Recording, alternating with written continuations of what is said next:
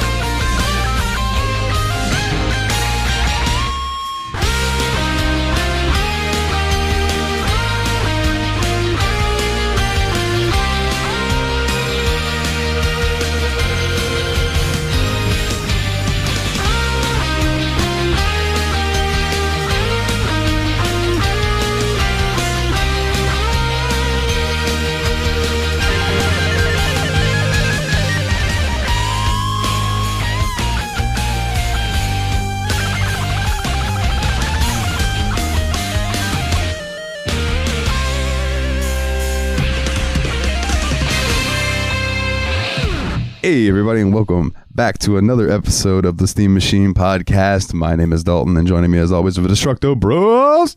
What's up? It's Nate. Hey, it's Willie. How you doing? How you doing? How you doing? But doing. How's the last 2 weeks been on you, gentlemen? Pretty good, man. I've been playing a lot of Yakuza. It's been a pretty fun couple weeks too. Like Teenage Mutant Ninja Turtles: Shredder's Revenge finally came out, so yeah, we got a group of 6 over on the Tadpog Discord together and played through the entire game. I got to be my boy Raphael, so it was a really fun time. It's a really good game. I will say I played it a little bit single player since then too. It's a lot more fun with friends, and I think everybody kind of expected that from it. Yeah, it seems like one of those types that it would be like get your buddies together and play through the game and experience it as the turtles and not just a turtle, you know? I mean, that's the way I would look at it. Yeah, it's really cool. The online's pretty decent where you can have like play through arcade mode and story mode as a group. So we did arcade mode when we first went through it. But like one of the things is like you can, in the story mode, you can actually level your turtles up to gain new abilities and stuff, which you can't get in the arcade mode. But it's been harder to get groups together for something like that. So I've been kind of grinding that on my own a little bit. But it's pretty good, dude. I like it a lot. And then there's a secret unlockable character, too. So there's the 4 turtles, April O'Neil, Splinter, not Shredder, Splinter, and then 1 secret unlockable character, which I don't think anybody's surprised by who it is. I was going to say, can I guess? Is it riding that train, high on cocaine? It absolutely Casey is. Jones, better watch your speed. Yeah, I figured. Hell yeah, I would play as Casey Jones. I always thought he was a badass in the movies. Although I did oh my god, I'm really bad with who's who. The one in the movie with the red, the red. Raphael? Is that Raphael? Yeah. Is he the one in that movie that gets in the live action movie that I had on VHS back in the day? Kids of VHS is an old. Well, we'll get into that. But it's the one that yells to the sky and he's like, "Damn!" Yep. Yeah. I used to. Oh man, that whole movie's great. I don't know how it holds up, but it's great. The one complaint I have is about the game is all the characters have an even stat spread. So like you can have 3, 2, or 1 in a stat, and each turtle has a total of 6 like bars in each stat. So like you can be like a 3, 2, 1 on strength, speed, and distance. What's the word for that? Whatever. Reach. Range. Yeah. So you can have a 3, 2, 1 stat. Like you get how that works, right? Casey Jones has 7. It's not fair. It's the hockey mask. It adds a point. Oh, that's so it just automatically makes Casey Jones the best character in the game for no reason. Well, I mean, how hard do you have? Yeah, and how hard do you have to work to unlock him? Because not very hard. You just got to beat the story mode. Oh well, then there you go. I was going to say, because if you have to put in some work, then it's like, hell yeah, now I have the powerful character. But, yeah. My buddy Danny used to always say, you know, your car has a certain amount of horsepower, but if you slap some stickers on there, each sticker adds 5 horsepower. It's true. It's true. And I figured that, like, Hockey Mask, that's like, there's a lot of room for stickers on there, bro. He could get even more powerful. Yeah, there's a lot of horsepower in a Hockey Mask. Hell yeah, there is. Just ask Jason Voorhees. Oh, you know what would be fun? A beat-em-up style game like Teenage Mutant Ninja Turtles, but you play as the big serial killer guys from like the movies, like, you know, Jason, Freddy, Michael Myers, Pinhead, like all these different. I mean, the guy from Scream. It could be a blast. Yeah, dude, I could just picture Freddy now. Be so good. Yeah, dude, I could picture Jason just like shuffling along with his machete. Oh, and he's like slow, but he's got good range and strength. He's just real slow. Freddy's fast with like small range. Yeah, dude, it would be. The problem is I'm imagining like a beat 'em up game, which makes me think of fighting games too, and I'm imagining a side-scrolling Freddy, and I'm just thinking of Choi from King of Fighters. He's doing little tornado spins and all that. He needs Chang to help him out. He needs Chang. What's the creepy fucking guy from Soul Calibur? Voldo. Voldo. Yeah, I saw this thing back in the day. It was a magazine. I think it was one of the PlayStation magazines. I don't remember which one it was. But they were casting Soul Calibur 4, I think, if they were going to do it for a movie. And of course, Voldo, Marilyn Manson. That makes a lot of sense. And I'm like, yeah, I could absolutely see that. Just wrap his face up in mummy stuff and make him just make weird body movements, and he fit the bill perfectly. Oh, man. I have a cool little story. So you guys know I play Shroud of the Avatar, right? Yeah. And I was playing it the other night, and I'm running around on the overworld map, and I see this other player running towards me on his horse. And I'm like, okay, I'm probably about to get murdered because, you know, this game's like the Ultima Online spiritual successor. I assume people are going to have that same mentality, right? So, like, I take off and I run towards a deer because the way the overhead map works is like, say you see a deer, if you run into it, it'll take you into an encounter zone where you can then run around and find deer and mine ore and things like that. So I run into there to get away from this guy, and he DMs me and he says, "Hey man, do you have a horse?" I was like, No, I don't. I've only been playing a few months, and I kind of only play here and there. And he goes, "Oh man, well, it's a pain in the ass to get one, and it takes a lot of gold. I'll go catch one for you." For real? What do I owe you? Nothing, man. So he goes and he fucking catches a wild horse and rigs it up and trains it to be able to ride, sends that to me, plus a sword and plus a cloak that was badass. And I was like, dude, thank you so much. Like, what do I owe you? And he's like, oh, you don't owe me anything, man. He goes, I know how tough it is starting out in this game, and like less and less people log in, so it's nice to see people online. And if you're new, I want to help anybody I can to make them keep playing. And I was like, MMOs need more of you. And then he killed you and took the horse back. Now that would be the perfect cap on the end of it. But no, it's really, I'm just telling this story because it's such a nice thing to run into in MMO games, because it's not, I think it's because it's not a popular game that the players who actually play it appreciate it more.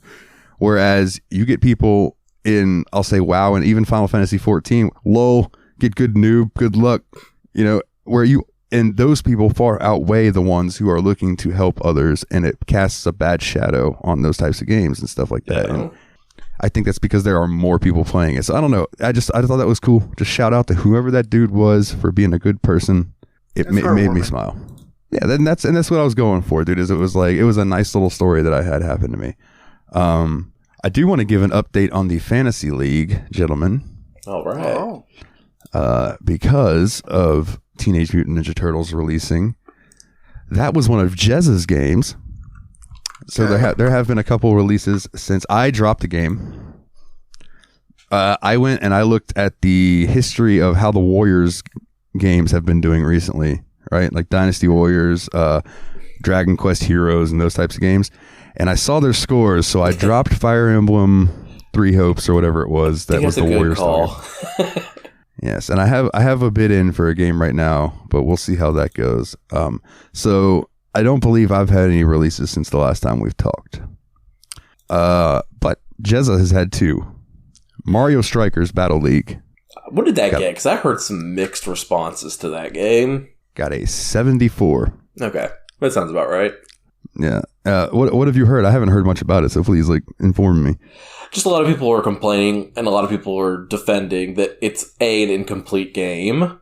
Like, that there's a lot of stuff that's not been released for it yet, as far as it's not a game that I've kept close track of because I'm not super interested in it. Yeah. But I've just heard a lot of complaints that there's a lot of stuff that's not in it yet, and that they keep planning on releasing things at a slower pace into the game, and people aren't a big fan of that, and other people are like, no, it's fine.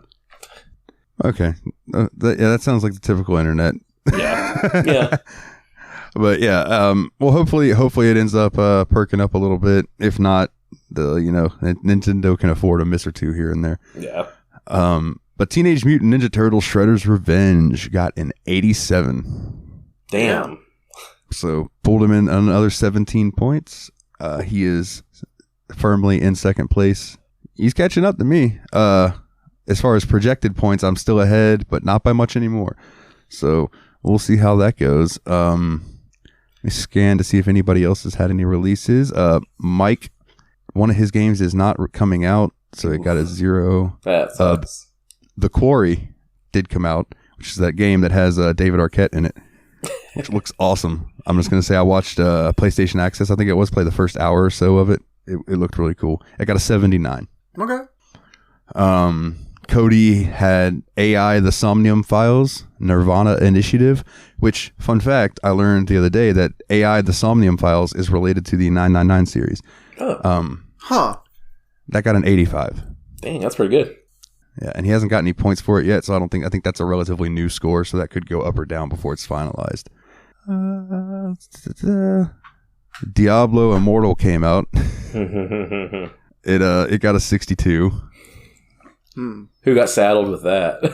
that was Jeremy from Oregon, who has not done anything since the draft. So, but I will say that Stephanie had that counter picked, so she gained 8 points from that. Smart. That game just seemed, the moment they announced it, I thought that game was going to be a disaster, and they did nothing to change my opinion about that since then. Don't you people have phones? Oh my God, that's right. Don't you people have phones? Bro, not the market. Anyway, Lost Judgment, Philly G, Lost Judgment, the Kaito Files came out, which is, I think, an expansion for Lost Judgment, which is the Yakuza spinoff. You know what I'm saying? The detective series. It got a 78. Cool. And those are the most recent releases. So as of now, the rankings from first to last are me, Jeremy, Cody, Phil, Steph, Mike, Chad, and Oregon Jeremy. But if you think about it, all of you are really ahead of those of us who never played in the first place. That's a fair point, sir. That's a fair point. It's true. We're all still even. Is anybody below even at this point? I surely hope not. Oh, you mean like, is anybody in negative points? Yeah. No, not yet. The lowest score is 19, and that is Oregon Jeremy. Other than that, everybody else is doing all right. They're at least over 20. So, I do have one other thing before we get into the Yakuza chat, and if you guys have anything else you'd like to talk about. So last night I started a audiobook called Kayfabe, Stories You're Not Supposed to Hear from a Pro Wrestling Production Company Owner, and it was written by Sean Oliver, who was behind Kayfabe Commentaries, which is like a thing that started as like some shoot interviews that built into like this wrestling media not conglomerate, but like a decent sized business. And not to be confused with John Oliver of Last Week Tonight. No, yeah, not to be confused with John Oliver. But he wrote a really good book, dude. I started it and then listened to the entire thing. It was like 8.5 hours. Dang. Right? I just put it on while I was doing stuff last night. That's like 4 podcasts, bro. Yeah, I know. And it was really good. And a lot of insight onto these interviews and things that I've watched on Kayfabe Commentaries and things that happen behind the scenes. Like, I didn't realize that he once paid Conan $500 in a as a down deposit type thing, and then Conan fucked him and never came to do the show. So, orale. Orale.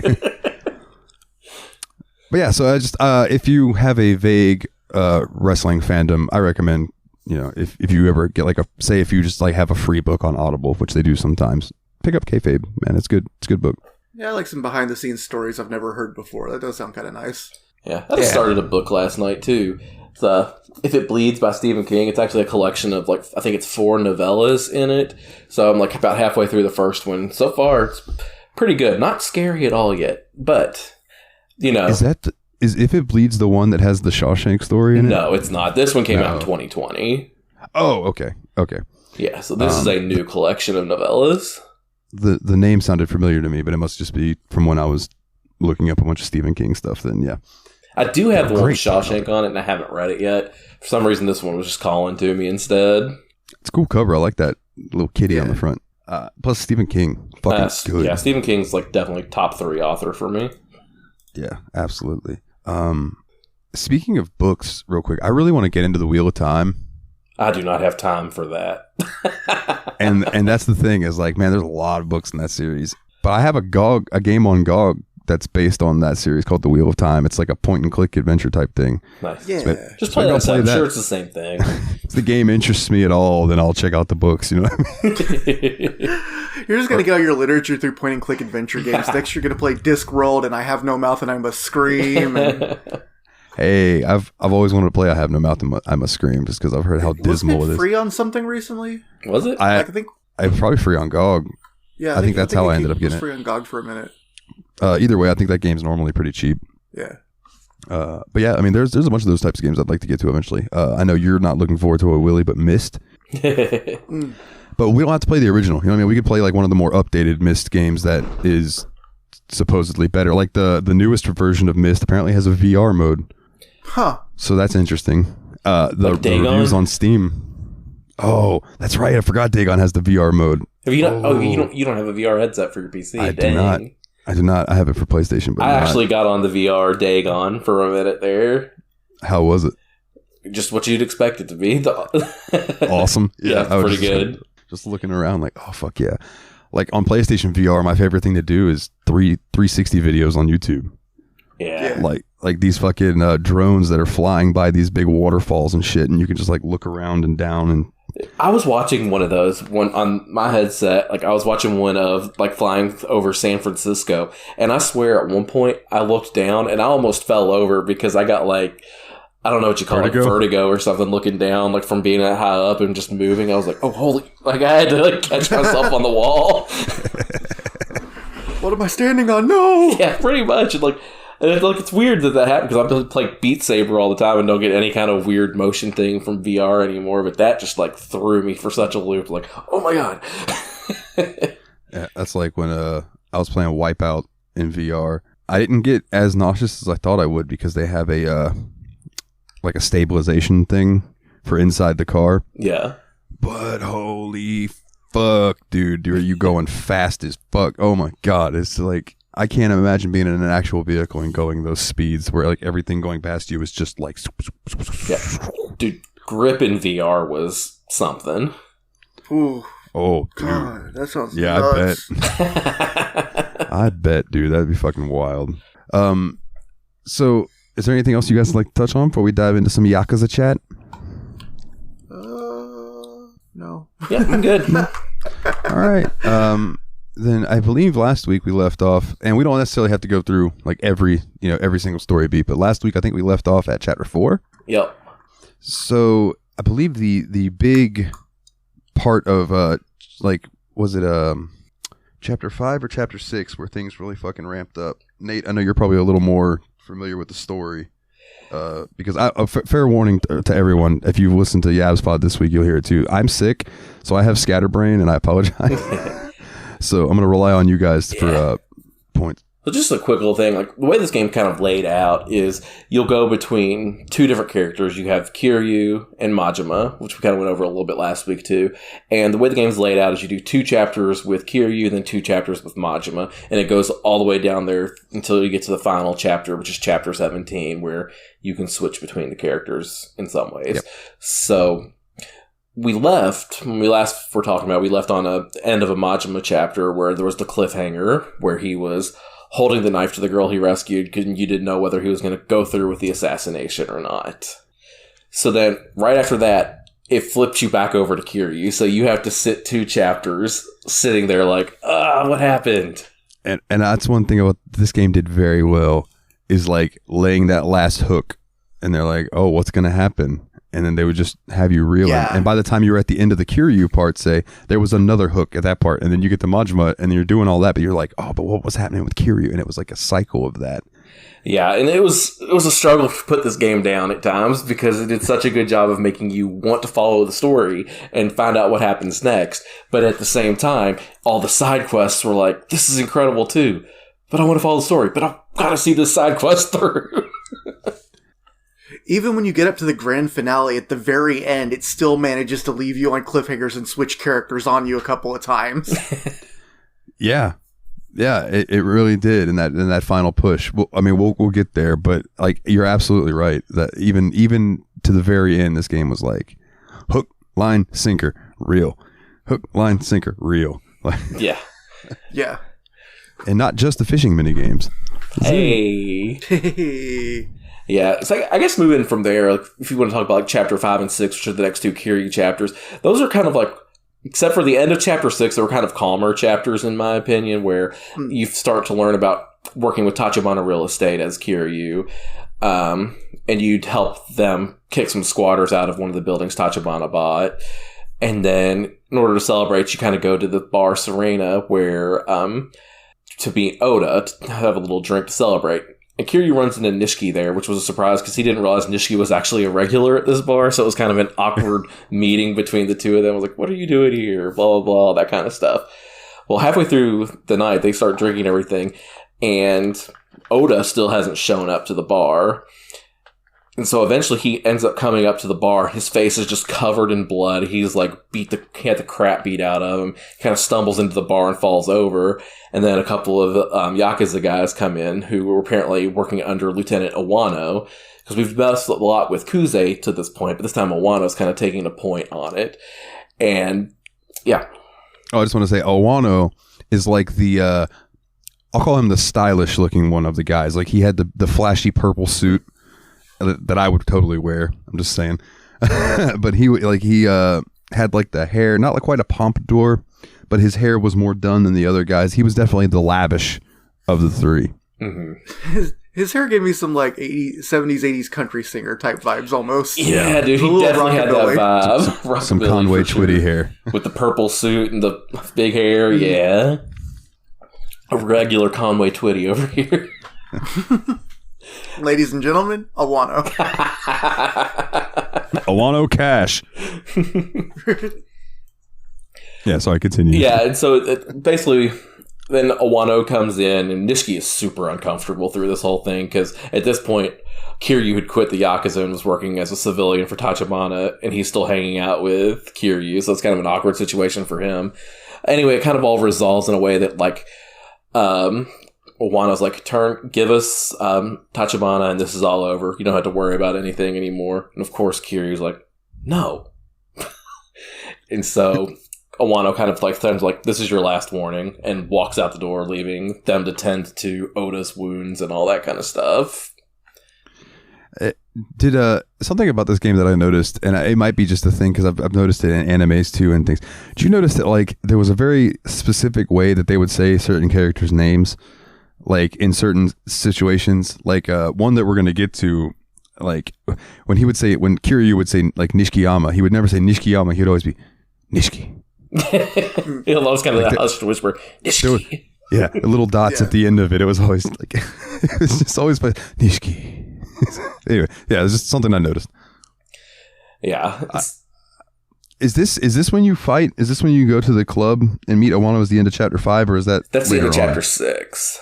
Okay. It's in chapter 6. It's not even quite the end of chapter 6. Right. Chapter 6 actually is a pretty good chapter because it is super action packed. So like at this point, like all of Iwano's men are after you and everything. So you get attacked by Iwano's goons, and they were told to take you to the boss. So like you end up trying to escape, essentially try to get out of the city because you're kind of screwed because they're after you from every single angle. So you end up coming to this strip club, and the stripper's like, hey, I know these guys are all after you. Why don't you come in here? There's actually a secret exit in the back of this club, and we'll let you through. This was chapter 6. My God, this game is so dense. This part was cool as hell. My bad. That bitch. Yeah.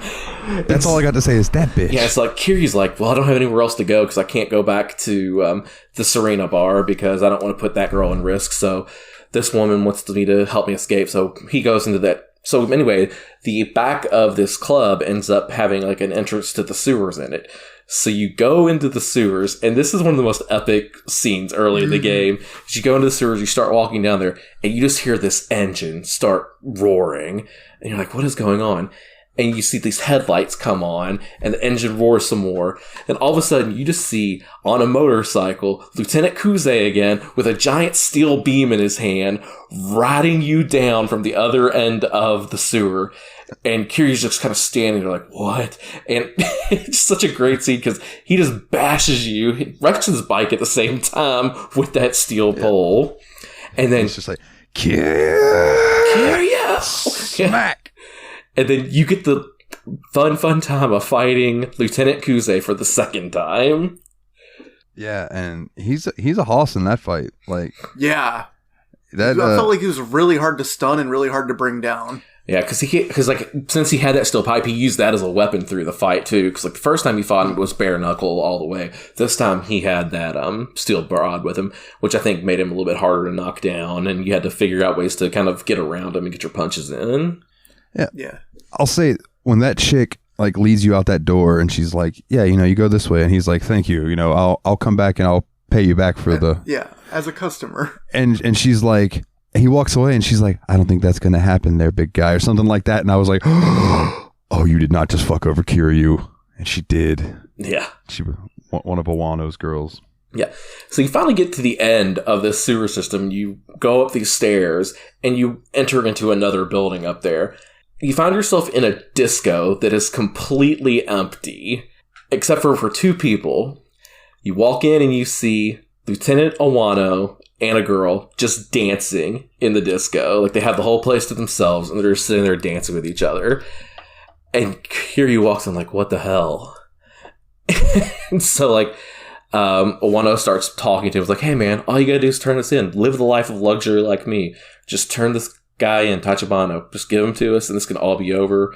Walk out the door. You're free. Yeah, because he's like, when he comes, he's acting all buddy with you, and he's basically talking about, I don't really care about this Yakuza shit that much. What I'm all about is living the high life, going to the fancy golf course they got uptown, eating these big dinners and hot babes and all that. You could have that too. Just give me Tachibana. Don't you want a purple suit, Kiryu? As he's dancing. Yeah, that's basically his thing. Is he like I said, he's the lavish one. He like the life of luxury guy for sure. Yeah, and so obviously you've gotten to know Kiryu well enough at this point that you kind of know what his answers is. He's like, no, screw that. And so what does Awano do to be like, no, Kiryu, listen to me right now. What does Awano do, Dalton? Oh, yeah. And instead of like, yelling at him or threatening him, he just puts a fucking bullet straight into, I don't know if he shot her in the chest or the head of the chick he's dancing with. Boom. And now she's laying on the floor, bleeding out dead. And Kiryu turns back around like, what the fuck? Basically. And he's just like still pointing the gun at her, smoke coming out of the gun. And he's basically like, maybe you didn't hear me the first time, Kiryu. and he's like, this building, I have it surrounded completely by Yakuza men right now. You walk out the door, they all have guns. You're dead the second you step out the door. Just come join me. Give me Tachibana. Everything will be all right. Kiryu's still stubborn as hell. Is like, no, I must do what's best for Kazuma. Dude, that was a tough bluff to call. Yeah. Mm-hmm. Like, that was me being like, oh yeah, okay, so Kiryu really don't give a fuck. Like, he is out to do what he is set out to do. Because he says something like that, like he's prepared to die. He doesn't care if he lives or dies, but he does care if he's going to do something he hates, and he hates the idea of teaming up with Awano. Yeah. Fuck you, Barney. The purple dinosaur. That's so good. It's actually a really good name for him. So anyway, Kiryu ends up walking out. He's like chest held high. He's prepared to get shot from every direction as he walks out the door. And then he walks out the door and nothing happens. Like, it was a huge bluff that Awano left him. And Awano, you just get a visual of Awano sitting back there. It's like, damn, I can't believe he didn't fall for that. I should have known. No, he was more like, you can't threaten an idiot like that. They'll never buy it. Yeah, and I love that, like, while he's saying that, he sits down on the disco stage, and he lights a cigarette, and he takes a drag, and he's just staring at this chick he just shot, and then he's just reminiscing about Kiryu while he's looking at this dead woman. Just like, what the fuck? Yeah. Yakuza don't give a fuck. Oh, man. And as he walks out the door and he sees nobody start to shoot him, he actually sees Nishikiyama in his car, chilling out there, and Nishiki's like, you idiot, get in. We're going to go somewhere safe. And so Nishiki ends up taking him out, and they just start driving out of Kamurocho. Yeah, and I was very curious as to where this was going to go. And Willie, I know you saw this most recently, so I'll be very curious to know your reaction to it. So you're driving. Kiryu falls asleep. Kiryu wakes up, and it's almost like that. There was a scene in The Sopranos where Christopher's girlfriend had like ratted on him, or so was working with the FBI, and they found out. So they go on a ride with Silvio out in the middle of the woods. You know what I'm saying? And that's exactly what this reminded me of, because Kiryu wakes up and him and Nishiki are just like at this roadblock. I don't know what it was. It was like a roadblock kind of for like a a dead trail end in the middle of nowhere with a roadblock into the forest, like that kind of stuff. Yeah. And immediately I was like, oh, I've seen this before. And you get out, and Kiryu's kind of standing there, and I believe that he's talking to Nishiki without even looking at him, because and Nishiki's standing behind him, just like holding the pistol up. Now, Willie, what did you think was going to happen here? Like, did you think that it was going to kill him? Did you think he was going to actually shoot him? Like, how did you think that it was going to go? Honestly, roughly went down the way I thought it was going to once the pistol was pointed at the back of his head. I didn't know what was going to happen up till this point, but this is pretty much what I thought was going to happen. I thought he was going to stand behind him, he was going to talk big, Kiryu was going to say something to him and make him lose his resolve. And all Kiryu said to him was like, I love you, Nishiki, just go ahead and do it. Yeah, that was the thing. He's like walking towards him, he's like, do it, just shoot me, just do it. And Nishiki's like, Kiryu, with the dots at the end, Nishiki. And there was a lot of that going on, and Kagome Inuyasha. But like, I mean, the reasoning he gave made sense too, because he's telling him, you know, if they catch you, man, they're going to do worse than. I'm giving you a clean exit right here, because they'll torture you, they will break you, they will destroy you in ways that I can't bear to know that you're going through. Just let me get you out of this. I will say where I thought it was going, and then Nate, I'm gonna let you take back over. Where I thought it was going was, I thought that Nishiki was going to be like, well, if you're going to do this, I can't see you go down this path, turn the gun on himself, and just boom. Oh, God. That's been the worst. Yikes. That's what I thought was going to happen. And when that didn't happen, I was a little relieved. But still, the way the scene played out was still very impactful, and I had tears in my eyes. Yeah, like, yes. It was a super impactful scene. And, like, this is the one time in the game that I think struck me emotionally the most, because it was just the whole... They're talking about how they're not kids anymore. Like, they're adults. They have to take adult responsibility and do things and all that kind of stuff. And the scene, like we said, Nishiki ends up, like, being completely unable to do it. And Kiryu's like, it's okay. I'm letting you off. We're no longer sworn brothers. All that kind of stuff. So if whatever happens to me is no longer your responsibility, essentially. And then Kiryu gets in the car and drives off and just leaves Nishiki out there in the middle of fucking nowhere. I still wonder how Nishiki got really back. hard about that too. Like, I'm thinking to myself, how far did they drive? How far does he have to walk? This is before cell phones. Like, yeah, I was gonna say, this is 1988. He has a pager, but he doesn't have any way to dial out. Yeah, he's not the guy with the bag phone. Yeah, exactly. Unless bag phone guy was just happening to stroll by. It was just like, oh, you need a phone? Here you go. I need a battery first. Oh, sorry, it's out of battery. Yeah. But then Kiryu leaves, like I said, and that's where that chapter ends, and you head back into Majima. And again, it ends on a what the fuck? Yeah, because you still have no idea what Kiryu's going to do, because you know all of Wano's men are still after him, and he doesn't have like a safe place to be. I think at this point, he tried to go back to his apartment at some point during that chapter, and they were burning it to the ground. Yeah. I think the start of chapter 9 is literally you coming in onto your own apartment burning. Okay, yeah. Yeah. By the way, there's... Oh, hold on. I'll get the actual numbers, but there... Continue, please. Yeah. Oh, go ahead. Nate. So anyway, that's where chapter 6 ends and 7 begins, and you're back with Majima and Sotenbor, and you finally get to figure out how that knife scene ends. Yeah. I'll say, once you're this far into the game, you are bought the hell in. I looked up the stats on Steam. The 31.8% of people completed Chapter 8.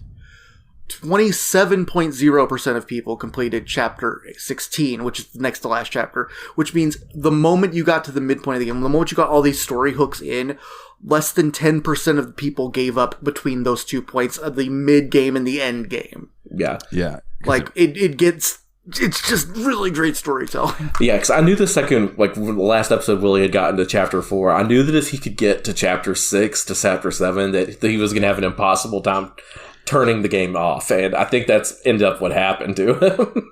And that's why, like, in our chats, I was telling Willie, like, this game's kind of like Trails in the Sky, where it's like, it's a slow burn. Not that this game is a slow burn, but you know what I mean? It really, like, once you get about halfway, it ramps up and really starts kicking in, like, where you're just like, holy shit, what's going to happen next? And I know you're both going to roll your eyes, but I'm going to say it. Persona 5 is also a lot like that, where, like, the first, few hours is very much world building. But then once it kicks off, and there's a very big moment that kicks off, from there on, you're like, oh shit, all right, let's go. You know what I'm saying? And I love games like that, where they can just hit you with something that emotionally makes you go, oh, I am fucking in. I am all in. You know what I mean? For sure. I want to say the start of Chapter 7, we're getting into, I was very, very happy to see that Majima didn't slice that girl in half. Right? Because I know this is one of those things where, like, an evil woman could absolutely kill me, because if she's like a cute little Japanese girl, I'm gonna be like, I am going to be nice to you, and you're gonna just like cut me while I'm asleep type thing. Not that she was like that, but I'm just saying, I didn't want to see her get hurt, because she seems like a very nice little sweet chick. And the irony is, we just had that scene with Kiryu where we're talking about, here's your safe exit or whatever. And I'm like, whatever's going on with her, man, the end of this Wakazashi is going to be way nicer for her than whatever's coming ahead of it. I was disappointed in Majima for not going through with it. Ooh, it's a different take. Yeah. That is a different take. Yeah, because I was definitely like, I hope he doesn't kill this girl, because she definitely seemed important, and I wanted to know where the story ended up going with her in it. Oh, and did the story go? God, it went. It really did. So at that point, like, when this chapter starts, you're actually in a club storage warehouse. Like, not his club, but he actually got in touch with one of the other club owners in town and is keeping her in this storage shed behind their club. And, he's trying to figure out where Lee is at, right? After that confrontation.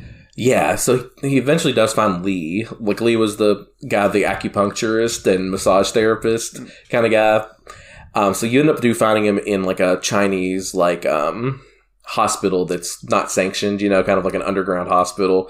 And you get together with him, and Lee's like, we have to get her out of here. Like, there's no way we can keep her here at this point. Real quick, before we move on, I do want to say there's a scene, because this will tie into something I'll bring up later. Yeah. There's a scene when it's just Majima and Makoto-chan in the warehouse, where he asks her, like, you're blind, why are you wearing a watch? Right? And she's like, oh, well, it reminds me of I think it was her mother gave it to her, and it used to play a song, but it doesn't play that song anymore. And she takes it off, and she's like, but you're right, this is just me holding on to the past. And she sets it down, and Majima picks it up, and then he just, like, puts it in his pocket, and then that's it. But yeah, just that little moment. I'm going to need that moment for later. So yeah, continue. Yeah. So anyway, so you go on and you're to go find Lee, and you start asking, like, so why is she blind and all this? And you find out that basically she was human trafficked and all that kind of stuff, and all this horrible stuff happened to her. And apparently it was a trauma response that kept her from being able to see what was happening to her. Essentially, it's like really traumatic and awful shit. Yeah. Yeah. They went into detail without going into detail. Yeah, and I don't want to go into detail. Yeah. Like, thank God. We'll leave it at human trafficking. Yeah. So finally they get together with Lee, and they all get back together, and he's discussing a plan with Lee. So his plan was actually to murder somebody else and disfigure her body to make it think that they had killed Mahiro Makoto. Like, it's a pretty bad plan too, but I was like, I gotta do something, I guess. I'm trying to remember exactly how that goes down. Majima's not having any of it. He's like, no, that's a stupid plan. Yeah, he ends up taking the stuff that he was given with the photos and the fake dress so that they would put the body in and whatever. Just takes it to a park and just dumps it in the trash and walks away. That's right. As that chapter ends, before it fades to black, somebody reaches into the trash can and grabs that bag and pulls it out, and then it cuts, and that's the end of that chapter. And it's like, well, fudge! What's happening next? Yeah, but the lucky thing is you're still in a Majima chapter, so you go immediately into it, and you find out that, like, apparently somebody else did this, like, killed this person, disfigured them, and all that stuff, and now it was put out there that Makoto was murdered instead of the person who actually was, because they had her in her outfit that she wore for the club. And you're like, who did this? Like, who pulled the trigger, filled out this plan for us while we couldn't do it? And so Majima actually gets a call, I think, that's like, hey, meet me at the Cabaret Grand. I'm already waiting for you. I'm the one that did this for you, or something like that. Yeah, he is it before or after that you get the first meeting, the first interaction with Sagawa, where Sagawa's like, I'm proud of you, but I'm curious as to why you disfigured her face so much so people wouldn't know who she is. He's very, like, suspicious of what happened. Honestly, 7 and 8 was such a while ago for me now that I don't remember the exact order that things happened in. Well, yeah, so that's one of them. He accosts you right after this happens, actually, I think. Because, it also asks what that guy was here for. Gotcha. That's right. Because that both those scenes happen in the club. Okay, so yeah. Yeah. And this is where you're first introduced to Nishitani. Nishitani, yeah. Not to be confused with Nishikiyama. Nishitani. Yeah, I remember, like, making a mental note, like, okay, they're two different people. Don't let the nish in the beginning fuck you up. Nishitani. Yeah, and this motherfucker, he just likes to fight. Like, that was the vibe I got from him, is like, he was very much like, once you beat him up, he's like, oh yeah, that was awesome. Yeah, like, he's a violence pervert. Yeah, he basically comes to Nishiki's club, tells him he did it and everything, and not Nishiki, to Majima's club and tells him he did it and everything, and he's like, I'll tell you more, but you have to fight me for it. And he's like, then Majima's like, I don't fight a customer, because he apparently paid off the entire club to have it to himself. He's like, I can't fight a customer. He's like, oh, then I'm a thief. I'm here to steal from you. I'll even call the police right now. He picks up because he has a bag phone, picks up his bag phone, calls the police on himself, saying, there's a crazy thug in the Cabaret Grand, come get him. And so basically, then he's like, see, no longer a customer, I'm a thief, fight me. And that's when you end up fighting him. It's like, such a cool little scene right there. And so he attacks you with a dagger, so of course I'm going to fight him with my baseball bat. Oh, yeah. That was a great fight. That was like the only fight aside from the first Kuze fight that I actually died on, I think, in the entire game. Yeah, I remember thinking that was a pretty hard fight. Like, that guy could definitely throw down. You had to learn how to use the defensive options for Slugger, I think, to really do that fight well. Because you couldn't just step around him. I had gotten pretty good at Slugger by then, because that was like the only fighting style I used with Majima. I just fucking loved it. There was something about just whipping dudes with the baseball bat that was just fucking satisfying. I think one of the things that really attracted me to Slugger in the overworld especially was the fact that if you just had left over some heat gauge from the last fight, you could open up by completely crushing a dude. Like, and if it was a weak enough minion, Nate's mimicking the move to just hit him down on the shoulder one time and knocks him on the ground, kind of batter up, home run him in the head. And if they're a weak enough mook and it's the first time you've done that move, it should one-shot most of them. Yeah.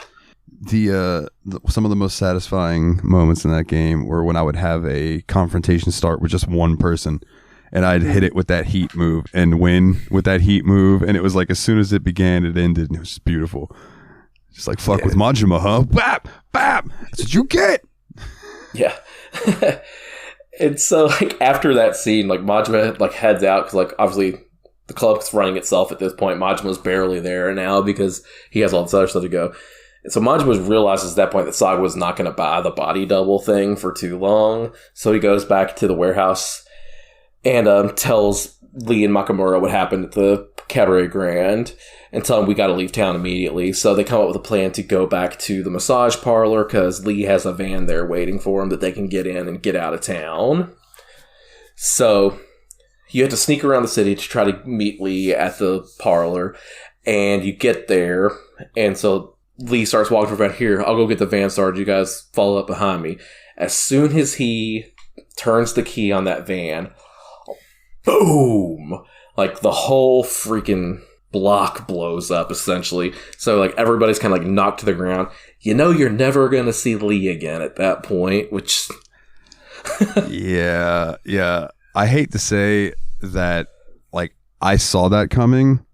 I did. And I don't we know all if again did. it's from watching Mafia stuff over the years. The moment he gets in the car by himself, like, this doesn't end well. Exactly. Yeah, I was like, oh no, Lee, don't turn that key. Boom! Damn it, Lee. Yeah. I really liked you, man. Yeah, I know. And then Majima and Makamura are both like knocked to the ground, like they're kind of beat up from that explosion, but they survive. And then you just see Sagawa walk up, and Sagawa's like, "Can't get out of town. I kind of knew this was going to happen." Then all of a sudden, you hear a gunshot, and Sagawa falls down.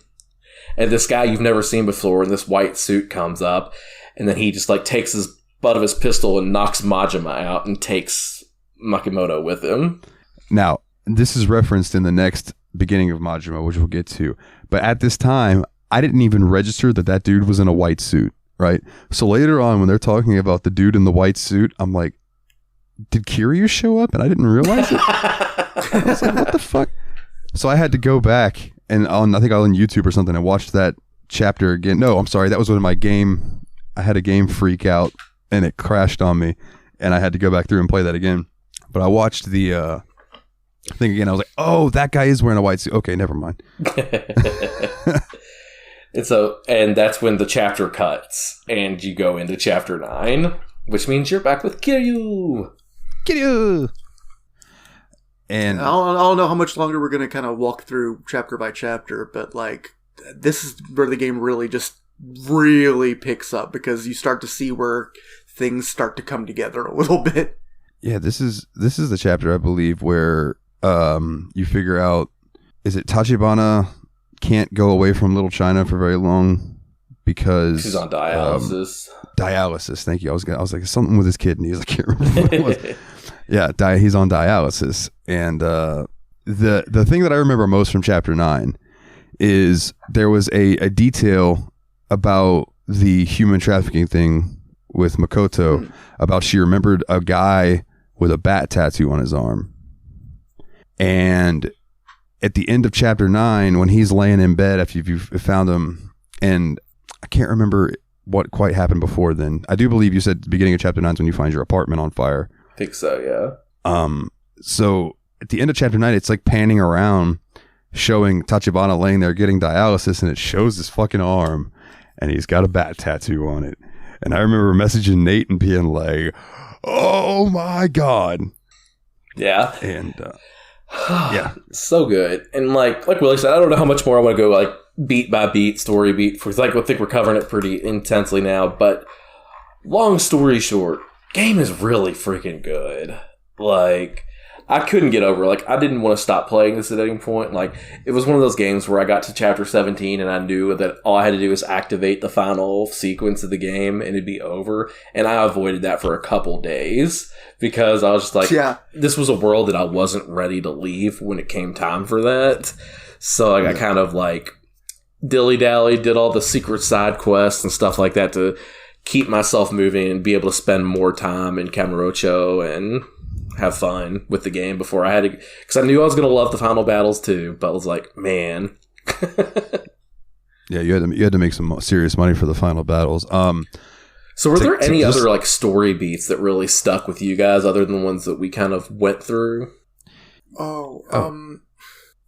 don't know if I would call it a story beat so much as a gameplay thing, but there are some really big battles at the end of certain chapters, and at one point you end up having to fight your way through the entire actual headquarters of the Tojo clan, where they're basically sending everyone after you. There's like 100 dudes you have to fight, but there's stuff everywhere too, so you're constantly finding ways to bash them with objects that are laying around.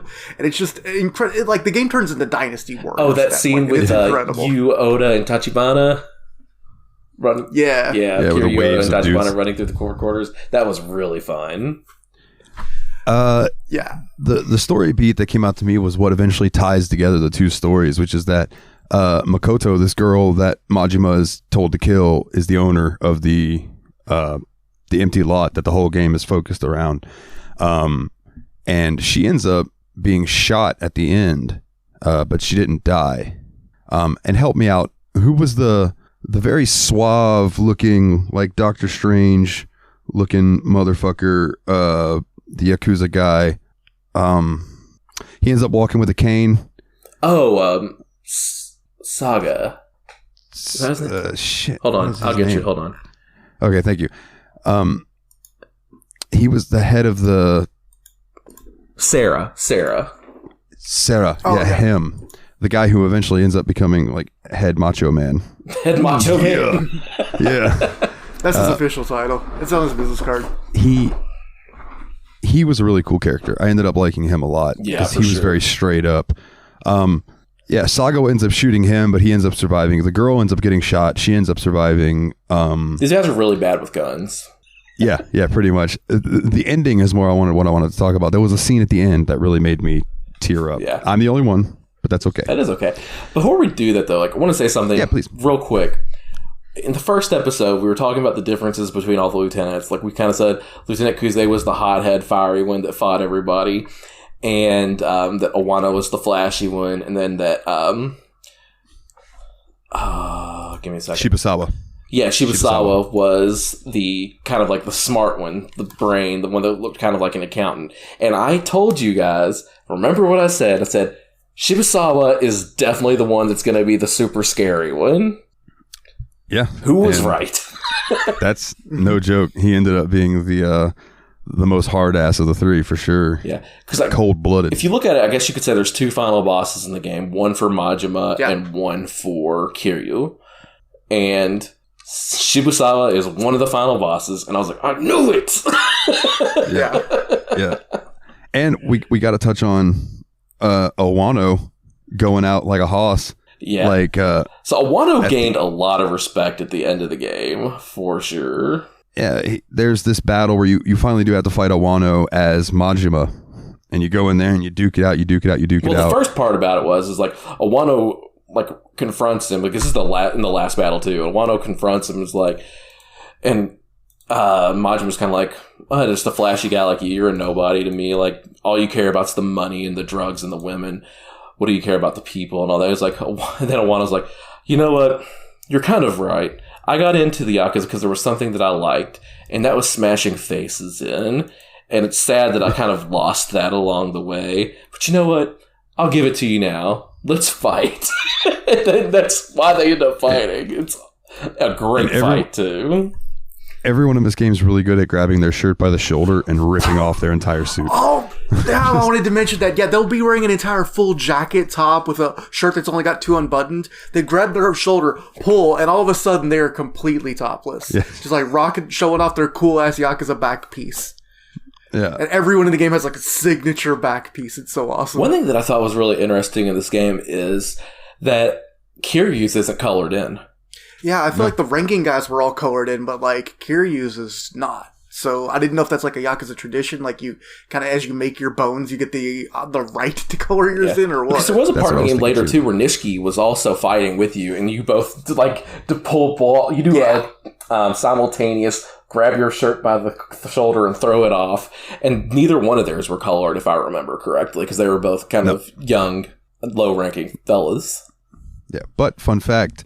In premium adventure mode, if you do the shirtless mode with Kiryu, his tattoo has color in it. Yeah, I did notice that as well. So I think that's a foreshadow to like maybe the old later games. He has his tattoo filled in for whatever reason. Maybe with the billions of yen he made from real estate, which we'll touch on here in a minute. Yeah, so like, and then after you fight Owano, go ahead and say what happens to the Owano scene, Dalton. Yeah. So there's a Chinese hitman that was hired and he's the one who ends up killing Tachibana early on.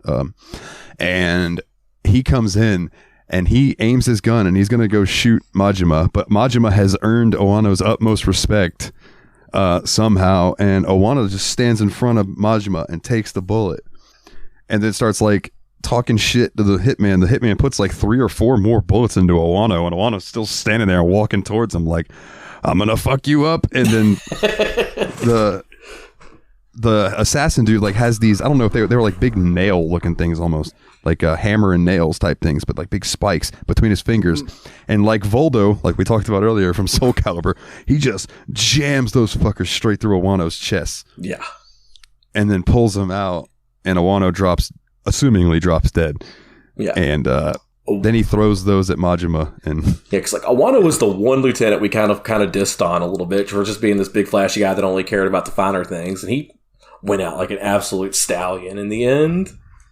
Yeah. I gotta say, by the end, I was really respecting the hell out of Kuze, too, because, I mean, he knew his place, but he definitely came there like, hey, I'm just mano on mano, let's do this. I didn't send the whole family to burn down Kazumagun's headquarters. I'm just here, and if you can beat me, you guys can walk away. Yeah. Yeah. Like, I feel like that's kind of probably how Wano started out, too, as Wano was one of those guys that was a lot like Kuze, and then he just kind of went his own way because the fighting kind of got boring and tired for him, so he decided to try to waste his time on the expensive things in life that he can now afford. Yeah. So after that, like, and then that fight with that guy, and then you go through the final battles where you fight Shibusawa, which was a hard ass fight, and long. It was a long fight. Shibusawa was such a good final boss fight, dude. It was. Yeah, it has these phases, and he, like, the characters in the game all have, like, the bosses have multiple health bars. Sometimes, like, there's a yellow health, or the orange health and the yellow health. Some of them have green. Like, the first time Kuze had green health, I'm like, oh, shit. Then they get to, like, sky blue after that, and he's the only guy that has a purple health bar on top of that one. Yeah, he had a bunch of fucking health, dude. So you had to waylay him a lot. Once you beat him... go ahead. Do you have some? I was just gonna. There's a lot of props laying around though, which definitely helps the fight gain a lot of fun. Oh yeah, that one specific area we were in, like the bar where there's just tables and chairs and ladders. Oh my! The cool thing about the fight is like you start punching and wail on each other. You wail on each other so hard that you fall from one deck of the boat to the next deck of the boat, and like you end up punching each other through rooms, stuff like that. It's incredible. Yeah, it's brilliant. And then at the end, he basically, like, Kiryu's on top of him, just punching the shit out of his face. And he basically tells Kiryu to kill him. And Kiryu pulls up that fist, and he's like, oh, I'm going to kill you, motherfucker. And then here comes Nishiki. And Nishiki tackles him. And he's like, no, I can't let you do this. If we ever cross that road, we're going to cross it together. But not today is not the day. Yeah. That's just a summary. It was way more intense and, like, emotional than that. We only give a little summary because I'm going to 100 go ahead and say this right now. Play this game the whole way through. It is 100% worth your time. I'm not going to spoil what rating I'm giving it, but this game is very, very, very good. Yeah, absolutely. The 2 post-credit scenes that I'm going to bring up that really stuck out to me. One was the interaction between Majima and Sagawa, where Sagawa finally, like, respected Majima, and Majima's like, yeah, we're cool, dude, but I don't ever want to see your fucking face again if I don't have to. Yeah. And Saga was like, I respect that. I'll see you down the road, Majima. And he wanders. Oh, and then he's like, by the way, really? That jacket? Because Majima at this time is like wearing a gold-ass jacket with it's open with his chest out. And he's like... got the bowl cut he'll have in future games and stuff. Yeah, and he's like, yeah, I like it. I'm going to do me now. I don't give a fuck. I'm not trying to make anybody else happy. Yeah, because one of the things that stuck out to me about that as well is Majima was like, I've seen a lot of idiots through my time, and it shows like Lee getting blown up in the van, and it shows Nishtani getting shot in the prison, which we didn't talk about, but Nishtani gets shot in prison, all that stuff. And you know what? Those are some of the best idiots I've ever met. I think it's a good thing to be a little bit more of an idiot in life. I don't know if idiot was the word, but something similar to that. He said they were idiots, but they were some of the finest bastards I've ever known, or something like that. And he's like, I can stand to be a little bit more that way. So he goes walking around the corner, and Saga was sitting there, and he's smoking a cigarette, and he's like, he's finally grown up, he's finally a Yakuza, like he's real proud of Majima. And then just a hand gets on Sagawa's shoulder, and Sagawa goes, damn, y'all are quick. And he turns around, and I don't remember what he says, like one last thing where he's like, go ahead, I know what you're here for. And they cuts to black, and you hear a gunshot. Boom! So Sagawa got taken out for being part of the shindig. But it was the other scene. So at this point, Makoto has recovered from being shot. She can see again, and she's like getting harassed by these two guys. And Majima sees this and comes walking up. Well, it turns out these two dudes are underneath Majima in the Yakuza, because now Majima's back as a Yakuza member.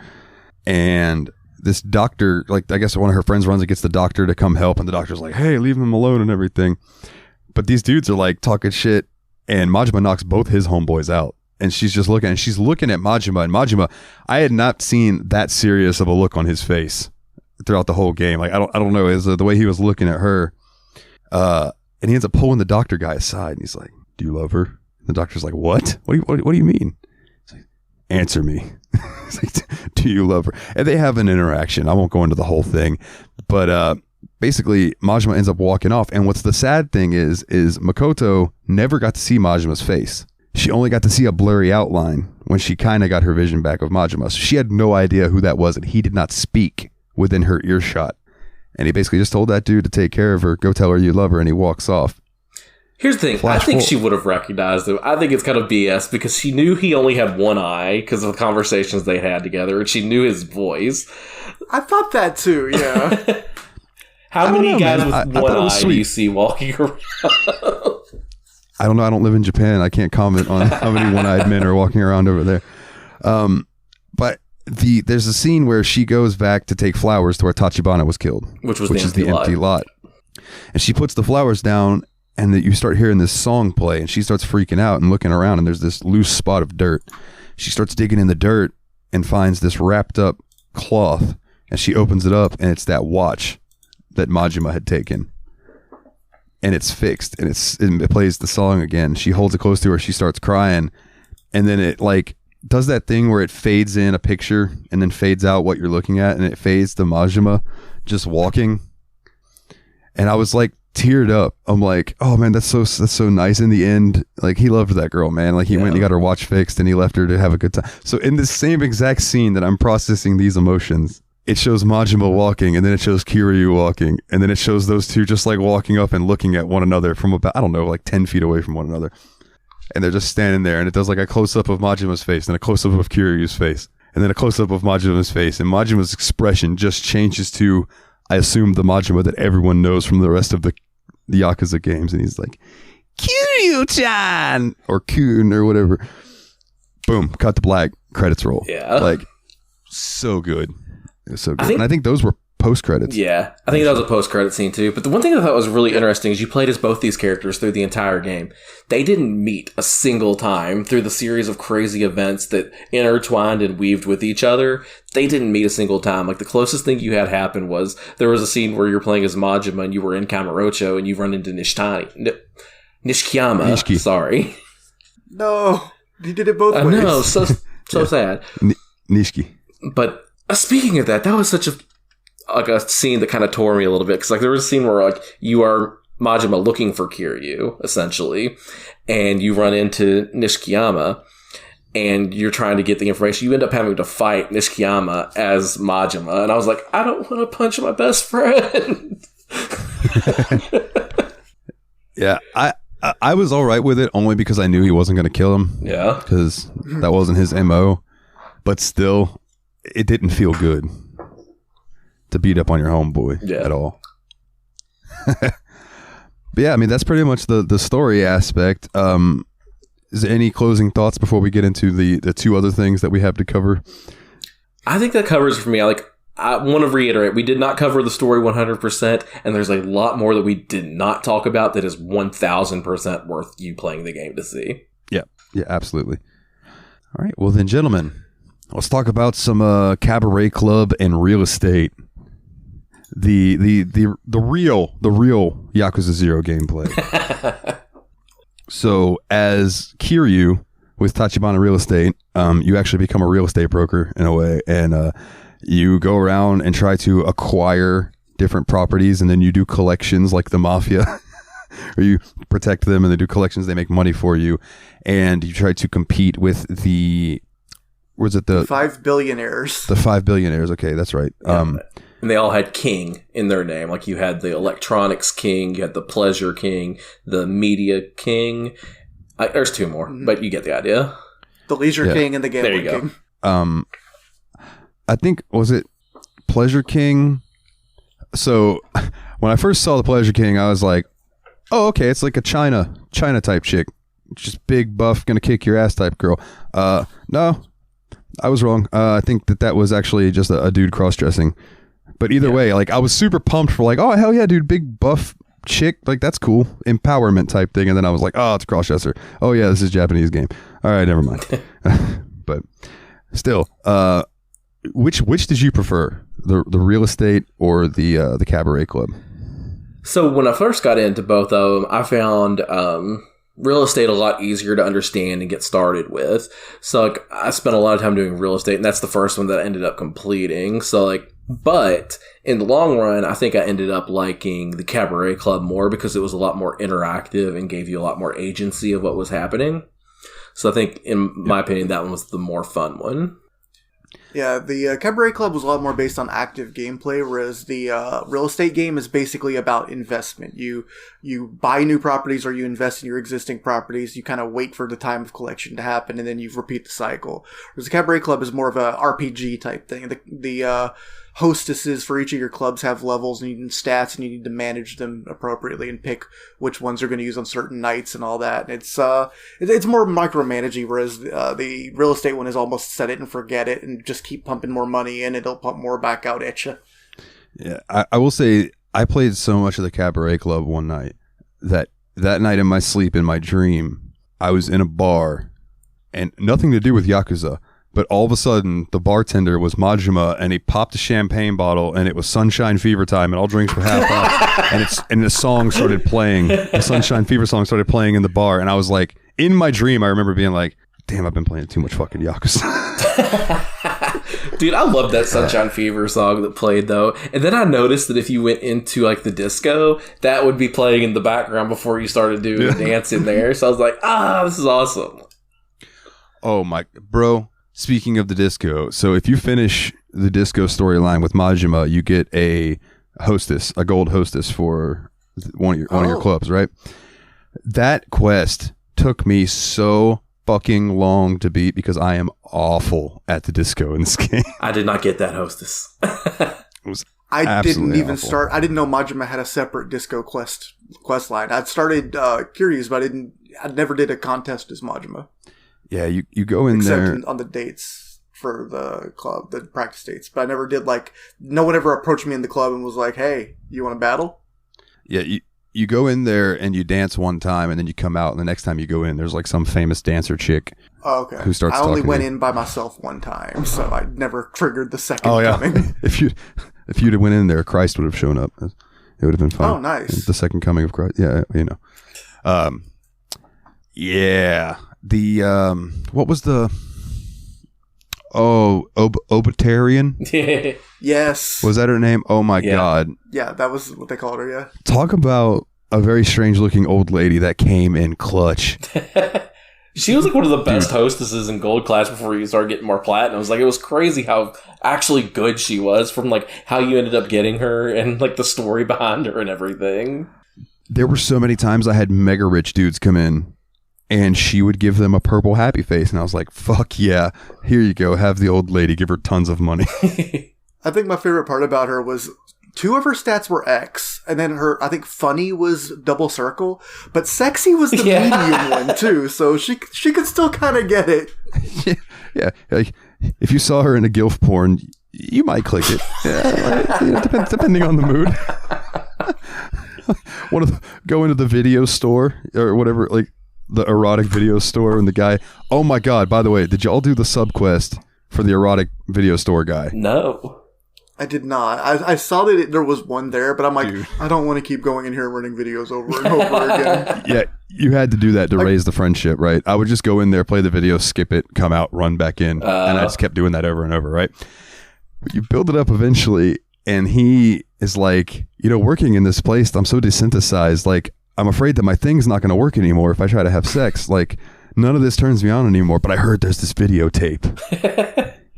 He's like, there's this videotape. It's secret. You go to this area and you find a woman. She's dressed in all white and she tells you that she's cold. And if you give her something, like if you're nice to her, she gives you the tape. And Kiryu's like, okay, if I see this chick, I'll let you know. I heard there was a secret porn. Jesus, praise the Lord. So, as you're wandering around, you end up in this back alley, and you see there's a chick just standing there in like a white dress, and she's like, "I'm cold." So you're like, I'm thinking, I went and I bought a jacket for her, right, from the that's thoughtful. The import store. Go back to her, and I click on her, and she's like, "I'm cold," and then he's like, "Oh, I know to warm you up, takoyaki." So I was like, all right. Machima has one solution to most of his problems. There goes 800 grand for nothing. So I went and I got a thing of takoyaki and I brought it back to her and I gave it to her and she just hands you this tape and Kiryu is like, oh, this tape's blank and everything. Oh, you must be and he turns to go like say something to her and she's gone. So he's like, okay. So you take the tape back to homeboy who works at the video store and he is so excited. Like he is so beyond excited that he wants to watch it with you. And Kiryu's like, I don't think we should watch this together. Like, what are you talking? He's like, no, man, you did all the work. We're going to watch it together. So you go into the video room and he puts in the tape and it plays like this little like 3 or 4 second thing and then just turns off. Like there's nothing. And the guy's like, oh, what a bummer, man. This sucks. And Kiryu's like, what are you talking about? You were so excited about the thought of this video. You know what I'm saying? And like, he's like, you didn't need the actual video, dude. He's like, you could probably, he didn't say this, but I'll say you could probably jizz a bucket right now from how excited you were about what was going to be on this video and not actually what was on it. And the guy's like, man, you're right. So they both leave the room and then it cuts back to the room, or it shows the television screen again. And then it cuts back to where they just were. And the girl who gave you the video standing there all creepy like, and I was like, oh, it's like The Ring. That's awesome. And that's the end of the quest. Like, that's the whole stuff. That's actually really funny. I like that. I didn't play that one. I like that one. It was great, dude. I was just like, because the whole time I'm thinking, what's going to be on this fucking tape? Yeah. And nothing. It was brilliant. You ended up getting him for I don't remember if he was he wasn't an investor. I think maybe he was one of your managers. You could partner with the club and get some extra fans. Because it was Majima's. Oh, that was Majima. That was right. That's right. It was Majima. Yeah, you got him for the fans for that area. You are correct, sir. There was one I couldn't figure out how to get it, and I don't remember if it was for Kiryu or if it was for Majima, but it was one of the Sega buildings. Because I know I had to beat the chick and unlock Super Hold On, and then I unlocked that, I believe, for Kiryu, but I think it was Majima had one that you had to go in and get a Sega. And I couldn't figure out how to do it. I'm pretty sure you had to play Space Harrier, right? Yeah, Space Harrier. It was triggered the same way. You talk to her first, and she says she's playing video games, and then you play Space Harrier, and she'll just come up to you and be like, "Hey, that's a really good score. I'm working on my high score," and you leave and you come back or whatever. And it basically works the same way as the Outrun one, except when you win this, instead you get Fantasy Zone and can invest in the club. Okay, I got you. Oh, Fantasy Zone, nice. I don't understand fantasies. I played it like 7 times trying to figure out how to get good at it, and I figured eventually it's not like most shmups. You actually want to give the enemies a wide berth instead of trying to weave through everything. But I still never got any good at it. I just like the look of the character. The little thing you play as is cute. It's got a great art design, this pastel color palette too. It's really neat looking. I'm just not good at it. I think it's probably a good game. It's just I'm bad at it. Word up. Yeah. One of my favorite of those random quests, I think I was the only one to get to, was if you go to the phone booth, the southernmost taxi point in Sotenbori, there's a phone booth, and if you go talk to it, instead of having a save, it rings. And you pick it up, and there's a guy on the line, and he starts talking to you. He's like, "Hey, do you want to play a game?" Kind of being a little creepy about it, but he's also he says stuff that you're doing, and so it's he's kind of got eyes on you and stuff. And at first, I thought it was about to be phone booth or whatever. Yeah. It's a sniper rifle trained on you. But it gets weirder. He's like, "I need you to bring me something," and he asks you for something really simple the first time, go bring me a. It was a pistol. Oh, it was Oh, was it a pistol the first time? Yeah. Because I never finished that quest, but I did start it. And okay. Yeah, he convinces you he's being serious because you open the phone book to the page he tells you, and there's like 1,000,000 yen or something like that. Yeah. And it wasn't very much, but it was enough to be serious in the real world, you know? He's like, bring me a handgun. He's like, what the fuck? What do you want me to bring you a handgun for? Don't worry about that. Just bring me a handgun. So the whole thing basically is really intended as a kind of a jump tutorial for the equipment search on the Dragon and Tiger. So because he asks you to get a handgun, and he asks you to get tourmaline, which is a crafting resource that you can only get in certain areas. Then he asks you to get a Chinese broadsword, which is another rare equipment. And there's like another one, and then eventually you run through all of it, and he asks you to go. There's like a deal going. He calls like asking for help. He says, "There's a deal going bad. I need you to meet me on the south side of the Sotenbury Bridge or the Sotenbury footpath or whatever." And you get there, and there's 3 guys there, and they're like, talking like, "Oh, we're gonna get that fucking guy or whatever." The guy on the phone, by the way, he identifies himself as Simon, which even your guy Majin was like, "That's obviously a fake name." It's like, Simon Says, I guess, was the idea. But so you get there, and the guys are just like mumbling. He's like. Majin just says, "Okay, which one are you, Simon?" And like, Simon, that traitor. He's got it. You have to die, and you have no idea what's going on still. But they're like, they fight. They fight you. You beat them up, and you go back to the phone booth, and the guy's just like, Majin was like, "Okay, quit playing games with me. I just went there. You weren't there. There were a bunch of guys. They tried to jump me." And he's like, "Look, I used to be part of this dangerous organization. There was a deal that was going to go down there that would have destroyed this city. You have saved the city. I will give you a gift. Just hang out there." And then, like, a lady comes strolling up, like, "Simon sent me. Please take me into your club. Don't, or he will kill me." And so her name is unknown, and she's like one of the best gold hosts. Also. Nice. That's fantastic. Yeah, definitely did not get that hostess. That's pretty cool. No, yeah, dude. So did you guys, quick side note, did you guys know, and this could have just been something that I figured out, and I'm an idiot because it told me and I didn't realize it, that you could hit down on the D-pad and you would pull out whatever weapon that you had equipped? Yeah. I did not realize that until like the very last chapter when I bought a bunch of weapons. I'm like, I don't understand why the weapons aren't affecting my stats, because I figured it was just equipped to change your stats or whatever.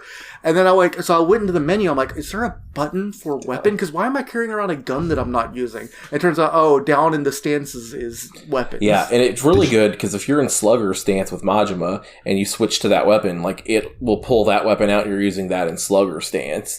So like that's how you get. Yeah, that's what it's like when you got all your training with the guy that ran the Dragon and Tiger. That's how you got to use all those different like moves that you learn from him, because he teaches you moves with Tonfa sticks and long poles and all that kind of stuff. Yeah, I figured he was doing that. I just couldn't figure out how to get that stuff going in Slugger Stance, but I knew there had to be some kind of connection. It just took me an embarrassingly long time to figure out how to actually trigger that. The only issue I had was the weapon durability kind of sucked. So, like, you could get to the point where if you had, like, a couple heat bars, like if you used a weapon but you had weapon durability, it wouldn't affect it. But then you couldn't really use heat actions because then your heat would go down. So like I never got too into using weapons because I just didn't like the fact that they broke a lot, and it wasn't as simple as, say, like getting a repair, because like they would break after like 12 hits, and I was like, man, this kind of sucks because I'm hitting this one guy 45 times to kill him.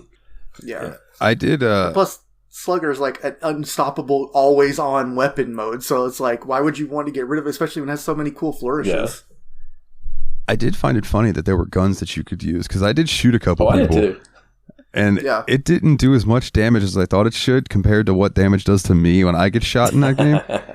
Yeah. But it was satisfying to like shoot a dude and he'd just and fall down to the ground. You'd be like, all right, you're done for a second. Let me move on to your buddy. And you could pistol with people. Yeah. When you got out of the boat in the finale, man, like every time someone shot me, I made a point like, oh, I'm going to take your gun and I'm going to use it on your buddies, and it's your fault. Oh, you did this! So, gentlemen, would you like to get into some of the questions from our listeners? Let's go to the mailbag. Let's go to the mailbag. Let's go to the mailbag, because it's really fun. We're never doing that again. That's cool that you did a song for Blue's Clues that wasn't the mail song to get to our mail segment. Damn it. I'm quitting. I'm off the show. You're fired. You're off the force. You're a loose cannon. So, the first question from Adam. Sorry if I missed this last week, but what is your favorite Yakuza-like game? For me, it's True Crime Streets of LA or Sleeping Dogs. So for me, I'll go ahead and say that this is kind of a unique experience for me because I don't feel like I've played a game like Yakuza 0 before. The closest thing, like I think we were talking about in the Patreon last week, where we were talking about like our favorite beat 'em ups. So the closest thing that I can compare it to is like a Warriors type game, which this is not. So I don't really have much to compare it to that way. I guess I can compare it to like a 2D beat 'em up, and I guess I'd say Streets of Rage 2. I guess I'll take this in a different direction. I would say that because of the open worldness and the amount of time I spent screwing around compared to the story, the only difference is I actually played the story in this game. But I would compare it to Grand Theft Auto San Andreas in terms of just running around in a big, weird city doing random stuff that doesn't really need to be done just because I enjoy it. That's fair. I'll change my answer to Vice City then. Fair enough. Yeah, Grand Theft Auto 3. What is We'll just complete the trilogy. Let's get definitive. Oh Jesus. I have to agree. Sleeping Dogs is really good. I never beat it, but it's basically Yakuza in Hong Kong, and it's a little more serious. I have that on Steam. I'd like to get into that one day. Yeah, that's another one that I think would be really fun for us to cover. And then, like I was talking about, like you said in the Patreon last week. And Adam, you're a patron. What are you doing? I'm just kidding. I really enjoyed like the adventure modes and like some of the Tekken games and Toe Ball #1, those style. Like those were fun as well. And then we have 2 questions from Paul Korn, who was our guest last week. He could not make it this week because they moved into a new home and all that. So congratulations on that, by the way, Paul. What are your predictions for where the characters will be in the main timeline of the series? Okay. So at the end of the game, it actually does do a "Where Are They Now" kind of segment. I think you have a few of those pulled up, Dalton. I do, my good sir. I do. Let me scroll up to find where they start. Now, the Where Are They Now segment is a little bit vague with a lot of it. Like, it gives years. It says something like, things took a dark turn, and then waves were made, or something like that. It doesn't explicitly say what happens, but I think just because a couple years and a couple dates kept coming up over and over again, I have a pretty good idea that there's some definite things that went down and who were the major players. Yeah, things definitely seem to get wild around 2005, I think it was the year. And it was 1995 something happens, and 2005 something happens. Yeah, like for example, Kiryu's says Kazuma Kiryu rises to lieutenant advisor of the Dojima family, known and feared as the Dragon of Dojima. In December of 1995, an incident that will change his life forever occurs, and Kiryu serves 10 years in prison. In one massive struggle after another, Kazuma Kiryu is drawn back into the raging conflicts of the Yakuza. His current whereabouts are unknown. So if you're asking us what happens between Yakuza 0 and Yakuza 1, because I'm thinking that must be the beginning of Yakuza 1, since my guess is that game came out in around 2005, because it would have been after the Shenmue games, so that seems about right, since it's Dreamcast games. Fair. Yep. So, I mean, I have my guess. Nate, do you have one you want to go with first? Because I have a feeling I might be bang on with mine. I don't really, because I know one thing Paul mentioned was that the funny thing about Kiryu is he's always kind of like out of the Yakuza. So like the big thing they were excited to play Yakuza 0 is because you got to be Kiryu in the Yakuza. Then he was out of the Yakuza in like 10 minutes in this game too. So I'm a feeling that he kind of gets disavowed from the Yakuza for being in prison for 10 years. And then he ends up doing something fighting the Yakuza when he gets... I don't have any good answer for this. So I think... Sarah is now in charge at the end of the game. Yeah. He's now in charge of the family. Yes. I think big Dwayne The Rock Johnson looking motherfucker that was Shimano? Majima's boss, Shimano. I think he's going to cause some fuck shit, and he's probably going to be one of the main antagonists of the later games. Yeah, his character design really looks like it comes from the mid-2000s to me. Like, he looks like a Sega character from like 2 decades ago, so I figure he has to be the main antagonist of either the next game, probably, or at least like the guy that's pulling the strings behind whoever the main antagonist is going to be. So I'm guessing Majima is going to be a main opponent, but I also get the idea that Majima is not really like the main villain so much as like the other guy's counterpart to Kiryu. You know what I mean? Like he's also kind of the loose cannon that gets things done. Yeah. But on the other hand, I'm going to say, I think that this game feels like it is setting up, we have so much backstory, because one of the games in the future must have, they had a lot of history and then everything went wrong. I'm thinking we have to fight Nishikiyama. I can't even say his name right. I'm thinking he's going to be like our main adversary coming up soon. Nishiki. I don't see any way we get out of this without fighting him. I think maybe when we're in jail, something goes bad, and he said we were in jail for like 10 years, right? There's no way he's coming to visit every day. He has his own life to deal with and stuff. And I don't know, 10 years without your bro, that's going to be. I think rough. Even in the Where Are They Now section, it does mention that Nishiki goes astray and kind of follows that path into trying to rise the rank in the Yakuza instead of caring as much about the people. Yeah, I hope he's redeemable. I hope we don't just end up killing him at the end of the first game. I really hate the idea of him dying, but yeah, like I've grown really attached to him, and it's like when you get the moment that Kiryu looks back at him and calls him Kyodai again for the first time since he disavowed him at the end of chapter 6 or whatever. Like, oh my god, dude! Yeah, I'm gonna do like a dramatic read of all the post-credit things at the end of the episode, and that'd be like the ending of the episode, right? But I do want to say you're absolutely right, because it says sworn brothers since their days at the Sunflower Orphanage. Nishiki stays Kiryu's confidant, but 1995 is a dark year. In the events that follow, while Kiryu serves time in jail, Nishikiyama becomes a changed man. His ambition to climb the ranks of the Tojo clan steers his fate. Okay, so I'm guessing that basically it literally spelled this out for us then, and I'm not so much...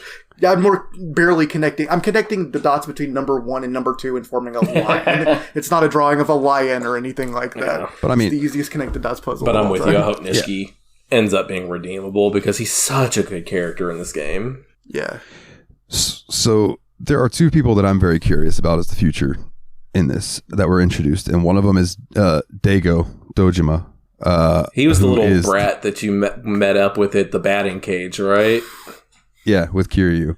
And you kind of like go through and end up teaching him a lesson in humility almost, where it was like, because that kid was like, he didn't like getting bullied, but then he always threw his dad's name around like he was like this big hoss, and it's like, well, that's why people are going to try to beat you up, because you're promoting this self-image that obviously isn't you. Yada, yada, yada. Anyway, Kiryu's like, I wonder what's going to happen to that kid. I can't wait to see him grow up. And being that this is the prequel that came out after the other games, I assume that that's foreshadowing. Yeah, I think you're absolutely spot on. And then also a quest that I did that neither of you got around to was the Fortune Teller quest, which I do have some of that pulled up as well. Excuse me, if you'll excuse me for 1 second. Okay. You tell her, like, you go through, you're talking to this fortune teller as Kiryu, and she's like, refute it all you want, but I know what I saw. You're a splendid driver. She says, in the future, I saw you wearing a low hat, and you were driving a car with a lighted display that says occupied on it. And Kiryu's like, are you serious? I'm going to be a taxi driver. and she's like, bingo, a taxi driver you are. And then she goes like, I'm not going to go into all of it, but it's all she's bringing up is apparently things that happen in other Yakuza games, that this is all foreshadowing too. That's a cool reference point. I like that. And Willie, one that made me think of you, she says, when it comes to you and your family, the picture is complicated. I see you wrestling a viper in Okinawa. And it made me think, oh, didn't Willie say there's like one of the Yakuza games has a bunch of New Japan Pro wrestlers in it? I was like, I bet that's what that's talking about. That's right. Part 6 does have a bunch of guys from New Japan. But yeah, so it's one of the things I actually know about one of the future games is there's a ton of cameos from real pro wrestlers in Part 6. Although they might have been fictional characters in the game. I don't know if they're themselves or if they're... I just know they were voicing characters in there. Oh, god damn it. I didn't grab the screen cap of the section I wanted to. Okay, well, she tells you that your fate's going to intertwine with someone that you will meet today. And you end up meeting this kid that you had met previously in a quest with Majima over in Sotenburi, up in Okinawa. Is that where he was at? No. Osaka. And that kid ends up walking in like right by Kiryu and the fortune teller down in Tokyo in I almost said Shinjuku, but that's not Kamurocho. That's not it. Kamurocho, thank you. I was trying to think of the real life name of that place, and I'm like, oh no, what was the in-game name. So anyway, he passes by him there, and Kiryu looks at this kid and he's like, him? I wonder if that's who she's talking about. I don't really take that shit seriously anyway. And I think that's more foreshadowing because you find out that he's the kid of one of the Tojo clan guys from when you're playing with Majima, and worlds are colliding all over the place. These webs being tugged, and I'm just like, man, it hooked me. I'm like, I'm fucking in on this series, bro. Yeah, for sure. But yeah, my predictions overall and characters, I'm more curious to see what happens with Majima than anything, I think. Like, I will say one thing that I noticed about this game in looking up other, like without going into spoilers for them, or I didn't go into spoilers for them, but like looking up other games, like how they rank, which we'll get to in a second. I like that Kiryu ages. Like, you know, like some animes or some TV shows and stuff, the characters don't age for 20 years. But as these games progress, you can see it in Kiryu's face that he's getting older. And I really think that that's a nice little touch that you grow with him. You watch the story unfold as it happens type thing. It's very cool. Yeah, I like that. Another question from Paul. What is another very culturally specific city/district you would like to see explored in a video game like Yakuza? So I think Yakuza 0 specifically is very much a period type piece where it takes place in a certain period in that area of Japan. Another thing I think would be really interesting, this is going a little bit further back in history though, what would be around the French Revolution, around the Bastille, back in those time frames, just kind of have a game taking place where you're kind of part of that revolution and everything going on at that time period. It sounds like something Assassin's Creed might have done at some point, but I was literally going to say that sounds like some Assassin's Creed shit. I've never played the series, but it sounds like something they would absolutely hop on. I will say that Notre Dame, that's in France, right? Yeah. Okay, so if you mean the Notre Dame Cathedral, not the University of Notre Dame. No, yes. The Cathedral of Notre Dame. Or Notre Dame. Victor Hugo wrote Hunchback of Notre Dame, so... There's absolutely an Assassin's Creed game that takes place in France. I don't know if it's the French Revolution, but that's... Yeah. I haven't played Assassin's Creed. It seems like a series I want to check out at some point, though, so maybe future show pick. Yeah, they're cool, man. The ones that I've played are fun. I'll wait till Adam, with his Revival Extinctions, finishes up the series and tells me which one's the best. Hell yeah. I don't know, like, this is going to sound really strange, but like one of my favorite Tony Hawk levels back in the day was the Red Square in Russia. So like, I don't know, a game based around there would be cool, like exploring that. Yeah, I think Russia in general would be a pretty neat place to have a game setting in, because like as Westerners, we don't get a lot of their kind of point of view on things. I think it might be hard for a video game producer to give us too, though, because we don't have a lot of cultural references because they're so isolated. But I don't know, that would be pretty neat. I like that idea. Especially like a Soviet time when like during like, I don't know, maybe during the reign of Stalin or something would be really cool. Yeah. I think my pick would be the Kowloon Walled City. Oh. Because it was like this... Yeah, actually I do. About. It was like this entire enclosed city that was just basically one big building. There was a bunch of smaller buildings built in all nooks and crannies. It was like it was mostly this terrible multi-stacked up slum and stuff, but like it was fast. It had its own culture and way of life and stuff that was super fascinating. Well, they built that up because they were being so oppressed, right? And they kind of like independently built this and came into their own kind of own government and everything. Like where was this? Was somewhere like, was this China that this took place at? It was somewhere in China, yeah. It was... I want to say it was... I'll look at the exact answer instead of guessing. China? Let's see. While you're looking that up... I was in Hong Kong, actually. I thought Kowloon was its own place. Oh, I guess. Yeah, it was a densely populated Daejer Chinese enclave within British Hong Kong. Oh. China, I completely agree. I've always really liked Romance of the Three Kingdoms. Yeah. And I know that's kind of like a fictionalized version of Chinese history, but still like the Warriors games and stuff, that's what those are all based on, is Romance of the Three Kingdoms. Yeah. And I love that shit. And this new game coming out, this Wolong Fallen Dynasty or whatever, that's like going to be like an action RPG based in that world. Sign me the fuck up, bro. Nice. I love Chinese aesthetic, like Chinese art, and just that old, the way the buildings look and all of it, just beautiful. For sure. Yeah, absolutely. And then one more question, and then we'll dive into our list, and then we can get out of here, gentlemen. From Fenris. Shout out Fen, one of the OGs. Heck yeah. If you had to be locked in a game for a year, as in, for example, Sword Art Online, how that show is, what game would you pick and why? What game would we pick? Do you have, either of y'all have an answer off the top? I want to think. Cookie Clicker. Cookie Clicker. Actually, no, I just remember what the plot of Cookie Clicker actually is like. I was about to say, be there. Bro, you really want to deal maybe with... not. You really want to deal with demonized grandmas? I'm not ready. I'm not ready for the grandmacalypse. Love it. I mean, you know, obviously everyone's going to assume that Dalton would be like, oh, Skyrim, but fuck that. I don't want to get eaten by a dragon. Like, fuck that, bro. 2 weeks ago on YABSPOD, you had this exact discussion, and you said you wanted to live in the world of Skyrim. Yeah, I think I know, but I have. That's what Jeremy said. Is you don't want to get eaten by a fucking dragon, man. Yeah, and I've since thought about it, and I completely agree. I don't want to get eaten by a dragon. It wouldn't be fun. I've watched them tear people around, throw them up in the air. I think the safe bet's going with a game like Stardew Valley. Damn it! That was actually the exact game I was leaning towards, because it's like the real world, but a little bit more magical. Yeah, just to give me a little magic in my life, I'd be happy. You know what? Let me live in Donkey Kong Country for a year. Ooh. Just chill out, eat bananas, hang with my apes. You know, that sounds pretty good to me. Hell yeah. Plus, hopefully, that soundtrack would just be playing ambiently in the background. God, yes, dude. So good. They're I just want to be an NPC in Tony Hawk 4 watching all the stupid shit that happens.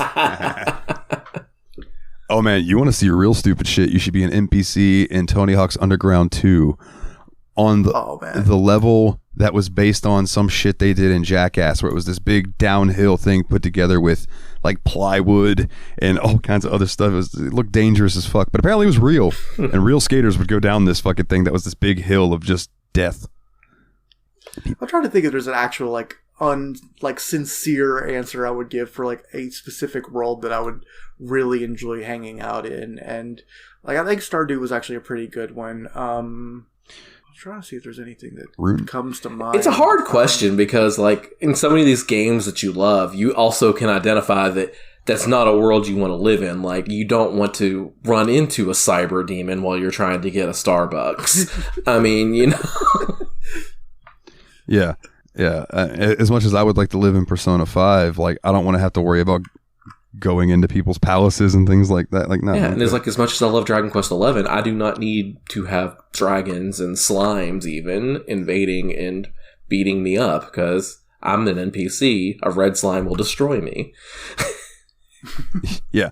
And you know, if slimes were real, people would be posting pictures online like, okay, I know these slimes are dangerous, but look at their face. Like they do with bears. When they're like, bears are supposed to be so dangerous, then why do they have those cute little ears?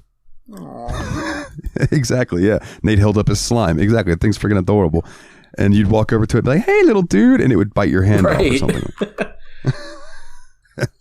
I think the problem with video games is that they exist. I mean, the settings are wonderful, but the settings couldn't be video game settings if there wasn't conflict in them. And as cool as it sounds to go around in a spaceship going pew pew at things, that means things go pew pew back at you. Yeah, and we don't respawn unless you could respawn. Now, if this was like you're in the game, and you can respawn, because in Sword Art Online you couldn't respawn. If you die, you die. Spoilers for Sword Art Online, but like that's one of the main things for that show. So if you could respawn, that's a whole other conversation. Then throw me at whatever monster you want. I'm just going to keep grinding. I'll kill boars in the starter area till I'm level 75. Oh man, I got nothing. I genuinely think Stardew is a good answer. I don't have anything better than Stardew. That's the one I was going to say if you hadn't said it. Yeah. And if it wasn't Stardew, it would be Rune Factory, which is the same thing, just a little more magical. Yeah, I'll take Animal Crossing then. We're just going to be in other knockoffs of the same thing. There you go, dude. Animal Crossing, you just have to live with crippling debt, but you can pay it back whenever. Doesn't matter. It's not crippling debt if it's a completely interest-free loan that has no expectation of actually ever being paid. But you still have to pay it. Like, theoretically. I mean, you don't have to. You just get yelled at every now and then. I get worse than yelled at if I don't pay loans in real life. That's true. That's very true. All right, gentlemen. Without going into too much detail, according to GamesRadar.com/best-Yakuza-games. The best Yakuza games ranked from, and this is just the top 10, right? Number 10. I thought they'd go from 0 to 7. Number 10. Yakuza Dead Souls from 2012. Oh, okay. So we're including spin-offs and stuff. Yeah, that makes much more sense now. I don't know why I didn't think that. All I know about Dead Souls is it's a spin-off, and it's like a shooter. Like, you have guns. Is it like a zombie shooter? So you're like Kiryu shooting zombies? Yeah. I think believe it might have so. been I think it was actually the first game that Majima was playable in. Yeah, it says, perhaps it was only a matter of time until Sega decided that a non-canon spin-off that filled the lovely little suburb with zombies was a good idea. Quick side story, quick side thing that we didn't talk about. We mentioned last week that Kiryu doesn't kill anybody. That shit went right out the window in that one. Oh my god, I can't believe we didn't talk about that chapter 13 firefight. Yeah, I meant to bring that up. So, yeah, that went right out the window. I don't care what anybody says. Some people died that day. So there's a scene in chapter 13 where you were in a car and you're being chased by motorcycles, cars, and helicopters, and everybody's shooting at you, and you have a gun and you're shooting back. Yeah, and it's like cars are crashing, okay, helicopters are crashing, and they're not just crashing. Like, these cars are like flipping, rolling, and exploding. The helicopter crashes, it blows up in a big fiery fucking thing, and I'm like, oh yeah, but Kiryu does not kill anybody. Like, they're all fine. Like, yeah, what a fucking. I was talking about this scene to Paul earlier, and we came to this conclusion. Paul said technically the explosions killed those people, not Kiryu. And I'm like, oh yeah, Kiryu doesn't kill people. You might think his gun killed those people, but they say guns don't kill people. Guns just shoot bullets. Bullets hit fuel. Fuel causes combustion. Combustion causes explosions, and explosions kill people. Kiryu is so far up the chain that if you're going to blame him for killing him, you might as well blame his parents too. Oh man, but yeah, that was just something that struck me funny when that whole scene was happening. All I can remember in my head was us talking with Paul about, yeah, Kiryu doesn't kill people. He just really hurts them bad, where they don't want to be alive. That scene was fucking awesome, by the way. It suddenly turns into like a shooter from a first-person perspective, and it like the enemies like they're gonna shoot at you, and it has like the Virtua Cop style indicator that like spins and changes color to red when you're closer to getting shot. Like, it was. And you have cool. Like a time stop ability for some reason. That's how you use your heat bar for. Yeah. I didn't use it once because I forgot about it the moment that instruction left the screen. I didn't use it either. Don't feel bad, Willie. But it was also really easy. It was like, I never easy, took but it more was than fine. like 1/4 damage, so it was super fun. It was like so thrilling. It absolutely. It was just like, what the hell? What the hell? Yeah. I'm shooting a rocket down from the sky with a QuickTime animation. What is going on? Is this still Yakuza 0? Yeah, it absolutely reminded me of Time Cop or like a Time Crisis, like those style of games in the arcade for sure. I think Virtua Cop's probably the closest one just because that one was also a Sega joint. So number 9, so coming after Dead Souls, is Yakuza 3, which came out in 2009. First game on the PS3. Yakuza 3 showed what the developer could do with the new processing power. But the game's transition from Japan to Western shores saw a fair amount of content cut, thanks to the cultural differences. And Sega thought that a Japanese history quiz and a mini game set in a hostess club didn't mesh well with American audiences, which obviously they've learned that was wrong by now. But I wonder if they added some of that back in the HD versions of the game. Oh, that's a good question. I'm not sure. There'd be something to look into though for sure. Number 8, Judgment. So the spinoff of Judgment. I thought Paul was talking about that one being really good. I mean, I guess this whole series is really good. So yeah, so take these rankings for what you will. They all seem like if they're anything as good as 0. Like, it's for Judgment. It just says the investigation mechanics may be shallow and some of the tailing missions may be frustrating, but it does have its charms. Okay. And I'm just giving summaries of what the paragraphs say about them. Number 7, Yakuza 4. They shifted the focus off of Kiryu alone and placed you firmly in the shoes of 3 other protagonists as well. 3 others of 4 protagonists? Yeah, in Yakuza 3 there are 4 protagonists. That was a 5, yeah. No, that was Yakuza 4. Oh. That was 4. It was number 7, Yakuza 4. Okay. I might have said 5, but I meant 4. I heard 4. It sounds like the series might have had a little slump after the first 2 then, when they were changing console generations. Yeah, and I'm not sure that they. I think what was it? Paul saying this was a pretty niche series until Zero. Yeah. Number 6 is Yakuza 6, The Song of Life. The Song of Life. Number 6 is the conclusion of Kiryu's story. I don't ever want it to end, though. Says Yakuza 6 is something of a departure from previous titles, as Kiryu's various fighting styles are merged into one seamless set of melee moves. And the developers opted to travel more in an RPG-inspired route when it came to progression and character development. So, it'll never stay. Number 5, Yakuza Kiwami. Okay, good. Majima evolves from a cold-blooded, underdeveloped rival that exists only as a rival force to Kiryu and becomes a lovable character in his own right. Driven by his love of combat and his, parenthesis, confusing love of Kiryu. Number 4 is Yakuza Kiwami 2. If you've ever played Yakuza 2 before, Kiwami 2 is absolutely still worth the play. Enhanced cutscenes, better looking environments, and more fluid combat makes this a bigger, badder, bolder experience than the PS2 classic. Nice. Come for the upgrades, stay for the playable Virtua Fighter 2.1 arcade cabinet. Ooh. Number 3, Yakuza Like a Dragon. Okay. So, that one, it's the RPG.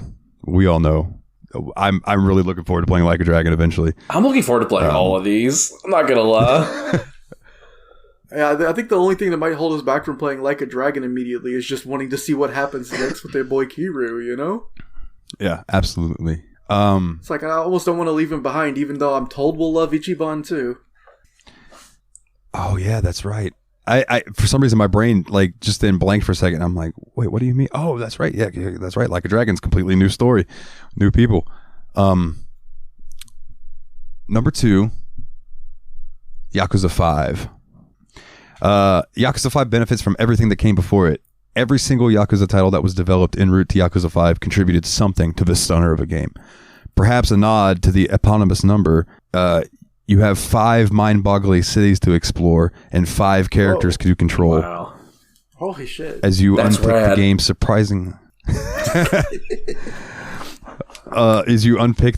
surprisingly intimate storyline with more freedom than you ever have in a Yakuza game before. The best moments in the game speak for themselves. You can fight a bear. You can look behind the curtain as to what it means to be a famous idol. Or you can take a job as a down-and-out taxi driver. Hey! There's your taxi driver. That's fucking awesome. Yep, nice. And number 1, Yakuza 0. It kind of sucks that we started with the best, but I'm still not afraid to go down the hole of the ones that aren't as good, because this game is so good that, yeah, I'm cool with playing ones that aren't as good as it. Yeah. The description under this one is just, we're ending it where it all began. Yakuza 0 is a prequel to the events of the rest of the series, and actually a great entry point for anyone wanting to start exploring what the series is all about, which obviously we agree. Played from the perspective of both mainstays Kiryu and Goro Majima, you could ask for no better introduction to a world and tone of Yakuza as a whole, and then in this campy, emotional, dramatic 80s romp. From genuinely heart-wrenching interactions with the city's down-and-out vagabonds to some properly funny send-ups of 80s icons, we're looking at you, Miracle Johnson. Yakuza 0 shifts from the absurd to the sublime with deft ease. Perhaps the most celebratory, joyful, and sardonic of all the Yakuza games. This absolute delight of a title is even available to sample on Game Pass, which I don't know if it's still on Game Pass. Yeah, this is an older article. Holds up. But, they put Yakuza 0 at the top. It deserves it. I think the Yakuza HD titles are on Game Pass right now, but I don't think Yakuza or Kiwami and Kiwami 2 are. Yeah, Kiwami 1 and 2 are not, but the other ones are, in fact, because I was looking the other day when I resubbed the Game Pass, and I was like, oh, okay, well, I can at least, if I wanted to check those out, they're there. Cool. Yeah, so, yeah, man, started with the one that everyone basically says is the best one, but I like you said, I'm not letting that deter me because I'm all in on this story. Mm-hmm. Absolutely. Yeah. You know what I mean? And this just means to me, I'm like, fuck yeah, we got 6 more games of Kiryu. 6 more games that I'm absolutely looking forward to at this point. It's like when I first played Ys 8 and I started looking into the Ys games and I was like, oh, you're Adol in all of these. So they're all stories about Adol and his friends and stuff. That's awesome. It's exactly how I feel about this now too. I'm like, fuck yeah, Kiryu, let's do this shit. Yeah. which ropes us around to our ratings. So, who would like to go first? Willie, you want to go first? There is really nothing I would change about this game. Word. Okay, so if you could put that into a number for me. Yeah, it's 10. This is it. This is 10 nuggets out of real estate, baby. This is. I mean, I ended up playing 50 hours of this game over the last 5 days. Yeah, brutal. Like this is just a game that I wouldn't change anything about it. I had a great time with it. It was every bit. You know, sometimes people tell you that something is going to be great and you're going to love it and it'll be one of your favorite things ever. And when you actually get to it, you're like, there's no way it's going to live up to it. And this did. This is every bit the game I wanted it to be and more. And it was as funny and as heartwarming and as interesting and as exciting. And it's great. It's a 10 out of 10. It's perfect. Okay. Willie. Nate, I'm looking directly at Nate and said Willie. Nate, what about you? Yeah, 100% agreement. I only regret that this is a scale out of 10, that I can't go over 10, because I absolutely would go over 10. This is now definitely in my top 3 games of all time, with Dragon Quest XI and Hollow Knight. So, yeah, it's a very good game. So, 100% 10 eye patches out of 10 Kiryus. Okay. I've played a lot of games that have a lot of good stories, right? I'd say that's one of my things, is RPGs with story driven. Like, I'm all about it. Not since I played, like, okay, so Tales of Berseria grabbed me like Persona 5 grabbed me. It didn't take me to the level that Persona 5 did, but it grabbed me like that. And I'm going to put Yakuza 0 right there, where it grabbed me like Persona did. Didn't quite take me to where Persona did, but it took me further emotionally than Tales of Berseria did. And that's saying something, because like Tales of Berseria was a fucking emotional ride, all right? So I absolutely, like, again, I don't know if this is the first episode that we've all three handed out 10s for a game. It might be, it might not be. Listeners, call us out on that if we're wrong. It is, because I've only handed out 10 like once or twice. Yeah. I'm going to give it 10 Nishiki out of 10 Kiryu-chan. I have to say that out of all the games we've played, like, I've never played a game with this good of a story that was not an RPG. So this is the first time I've played a game that I think is this incredible story-wise that wasn't a JRPG. So yeah. And I would like very closely consider this an action RPG. Only because of the stat building and stuff. Now, if you had more equipment that affected your stats and things, that would make it more RPG-esque. I can see that. But as something that's kind of like, okay, so here's, if this line is what makes an RPG, Yakuza 0 is pushing it. You know what I mean? It's not quite there, but it's close. But yeah, absolutely, dude. The fucking story, like, I didn't expect it from an action game. Right. You know, I went in expecting I'll be back levels of action, and like, you know, the story's there, but you're there to see the explosions and Arnold Schwarzenegger beat up people, and you know, like, but no, man, this thing really drew me in. It was really, really quite good, man. So that wraps up Yakuza. Before we get into the housekeeping, that means that it is Willie's host pick. So, sir, it is your choice. You are going to be the buffer between us and Final Fantasy VII. So what you got for us, my homeboy? Well, we've just gone from one 4-week, mega long narrative game with a epic story that is localized to one country, but still is a huge, over one country over the course of a couple weeks, but it's still a massive, massive tale that has so much human interaction. And in a couple weeks, we'll be going to a world-spanning game that is another completely epic story that takes place over quite a while and has a whole bunch of confusing characters and interesting plots and shit. So I think we just need something without a story and just have fun on our own. I know the last game I did was also another non-narrative game, but I think in general, by myself, I usually prefer games without stories to play. Like, I think most of the games with stories I've played over the last couple of years that have been longer than like 5 hours have all been for this show. So I'm actually gonna. I think I might have hinted at this before, or I might have said something completely different, but I'm going back to what I was going to do in the first place, and I'd like to do Planet Coaster. All right. Let's get some simulation going on. Yes. Fucking hell yeah. I love Planet Coaster so goddamn much.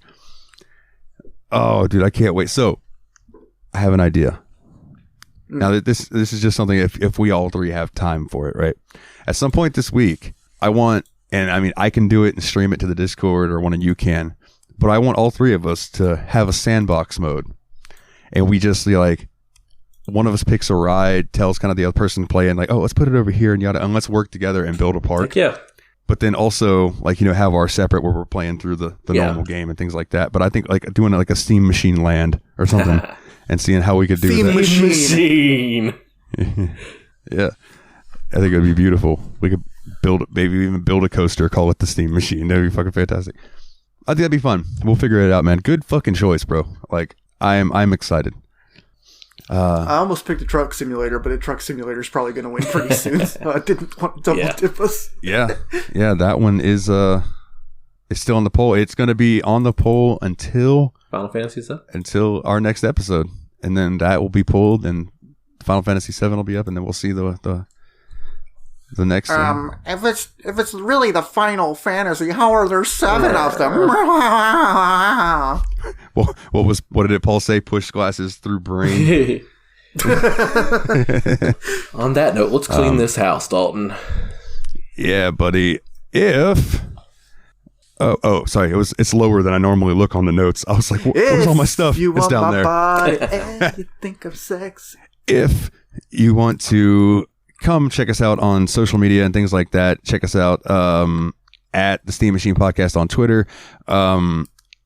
I think it's facebook.com/the Steam Machine Podcast, where you can find us on Facebook if that's your thing. But where we are most active is the Discord, which is bit.ly/TSMP Discord, all capital letters. Type that in. It'll give you a link. It'll ask you to join. Come talk to us. Vote on these fan polls that we reference. Talk to us about Yakuza. Talk to us about any fucking game you want to, really. Whatever you feel like.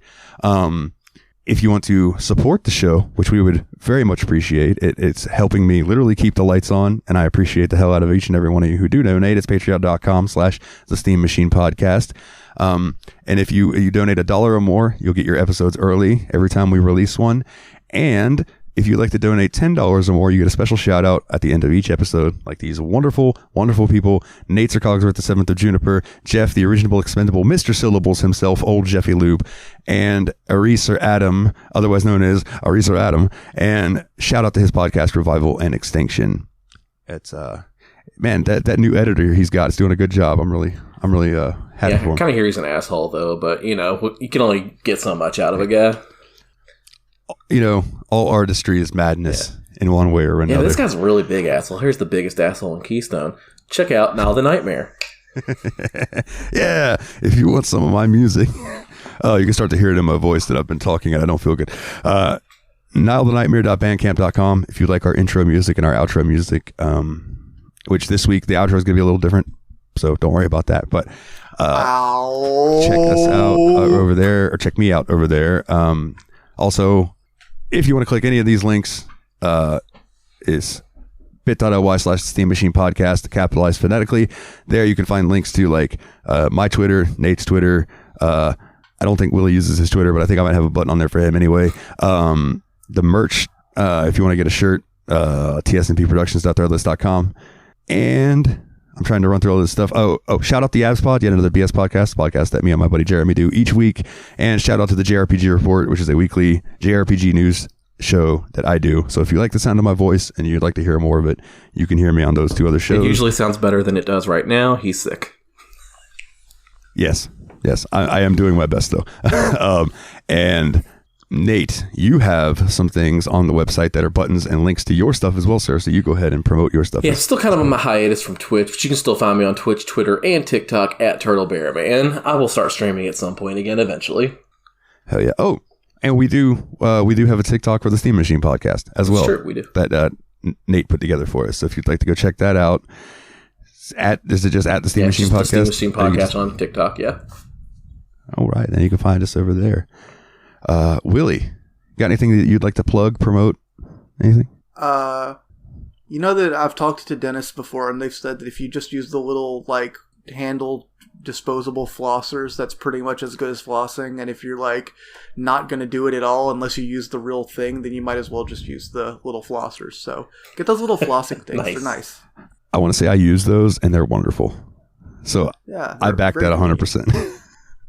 Well, all right, gentlemen. I never enjoyed that, cutting off your circulation to your fingers, trying to wrap them around like they taught us. You know? Oh, I know. Like you're sitting there and you're flossing, and you look down, and the tips of your fingers are purple, and you're like, "Oh, that can't be fucking healthy."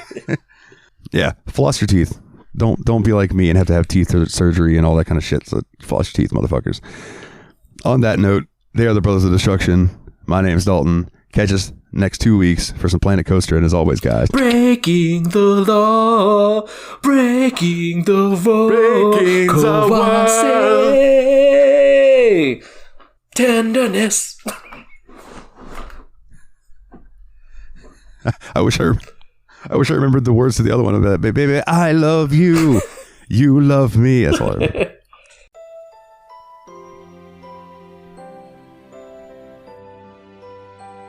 Kazuma Kiryu rises to lieutenant advisor of the Dojima family, known and feared as the Dragon of Dojima. In December of 1995, an incident that it will change his life forever occurs, and Kiryu serves 10 years in prison. In one massive struggle after another, Kazuma Kiryu is drawn back into the raging conflicts of the Yakuza. His current whereabouts are unknown. Goro Majima rejoins the Shimano family as its captain, where his ferocity earns him the title Mad Dog of Shimano. Feared and uncontrollable, his legends rival those of the Dragon of Dojima. Majima continues to play a wild card role in the events that shaped the Yakuza. Alongside his sworn brother, Taiga Saejima, he eventually becomes an unpredictable pillar of the Tojo clan.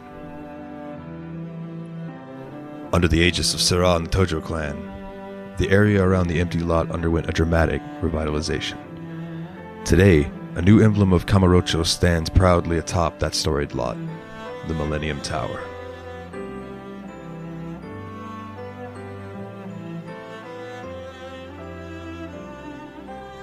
Akira Nishikiyama, and his role in the empty lot incident earns him standing as he climbs the Dojima ranks with Kiryu.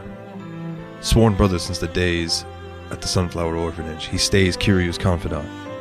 But in 1995, well, that's a dark year.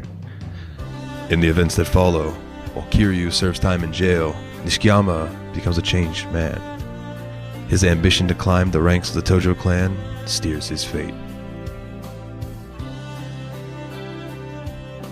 Dojima family captain Shintaro Kazuma becomes a stalwart ally of the third chairman Sera with a significant influence in the clan. In 1995, as events begin to shake the foundation of the Tojo clan, Kazuma rises to direct patriarch. In this position of power, Kazuma begins to guide the Tojo clan's fate with all the finesse of the legendary tactician that he is. Futoshi Shimano and the Shimano family became a pillar of the Tojo clan in the wake of Sohei Dojima's decline. Shimano continues to form alliances, including those with the Omi alliance of Kansai and the Snake Flower Triad. In 2005, as the clan is thrown into turmoil, Shimano steps from the shadows in a new gambit to rise to the top. Following Takashi Nihara's retirement, Nikyo Consortium President Masaru Sera rises to the Tojo clan chairman. There he enjoys a long and stable reign over the Eastern Japanese's Yakuza. His political connections earn a great deal of money for the Tojo clan. But in 2005, his actions send the clan into another chaotic upheaval. Dojima family patriarch Sohei Dojima became guardian of the third Tojo clan chairman Sera, but soon falls from grace. His captain, Shintaro Kazuma, assumes de facto control of the family, leaving Dojima to languish in his glorious past. On a stormy night in 1995, a gunshot rings out from the Dojima family office that will reverberate throughout Tojo clan history.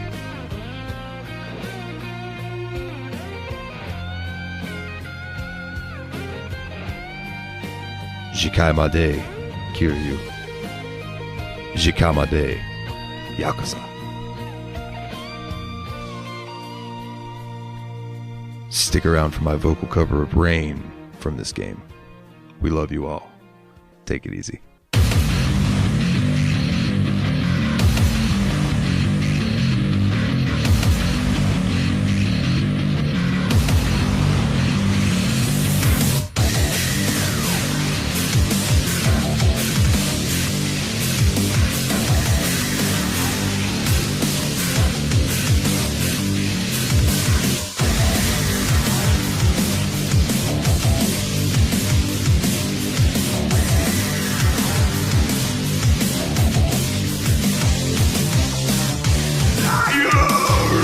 Midnight, someone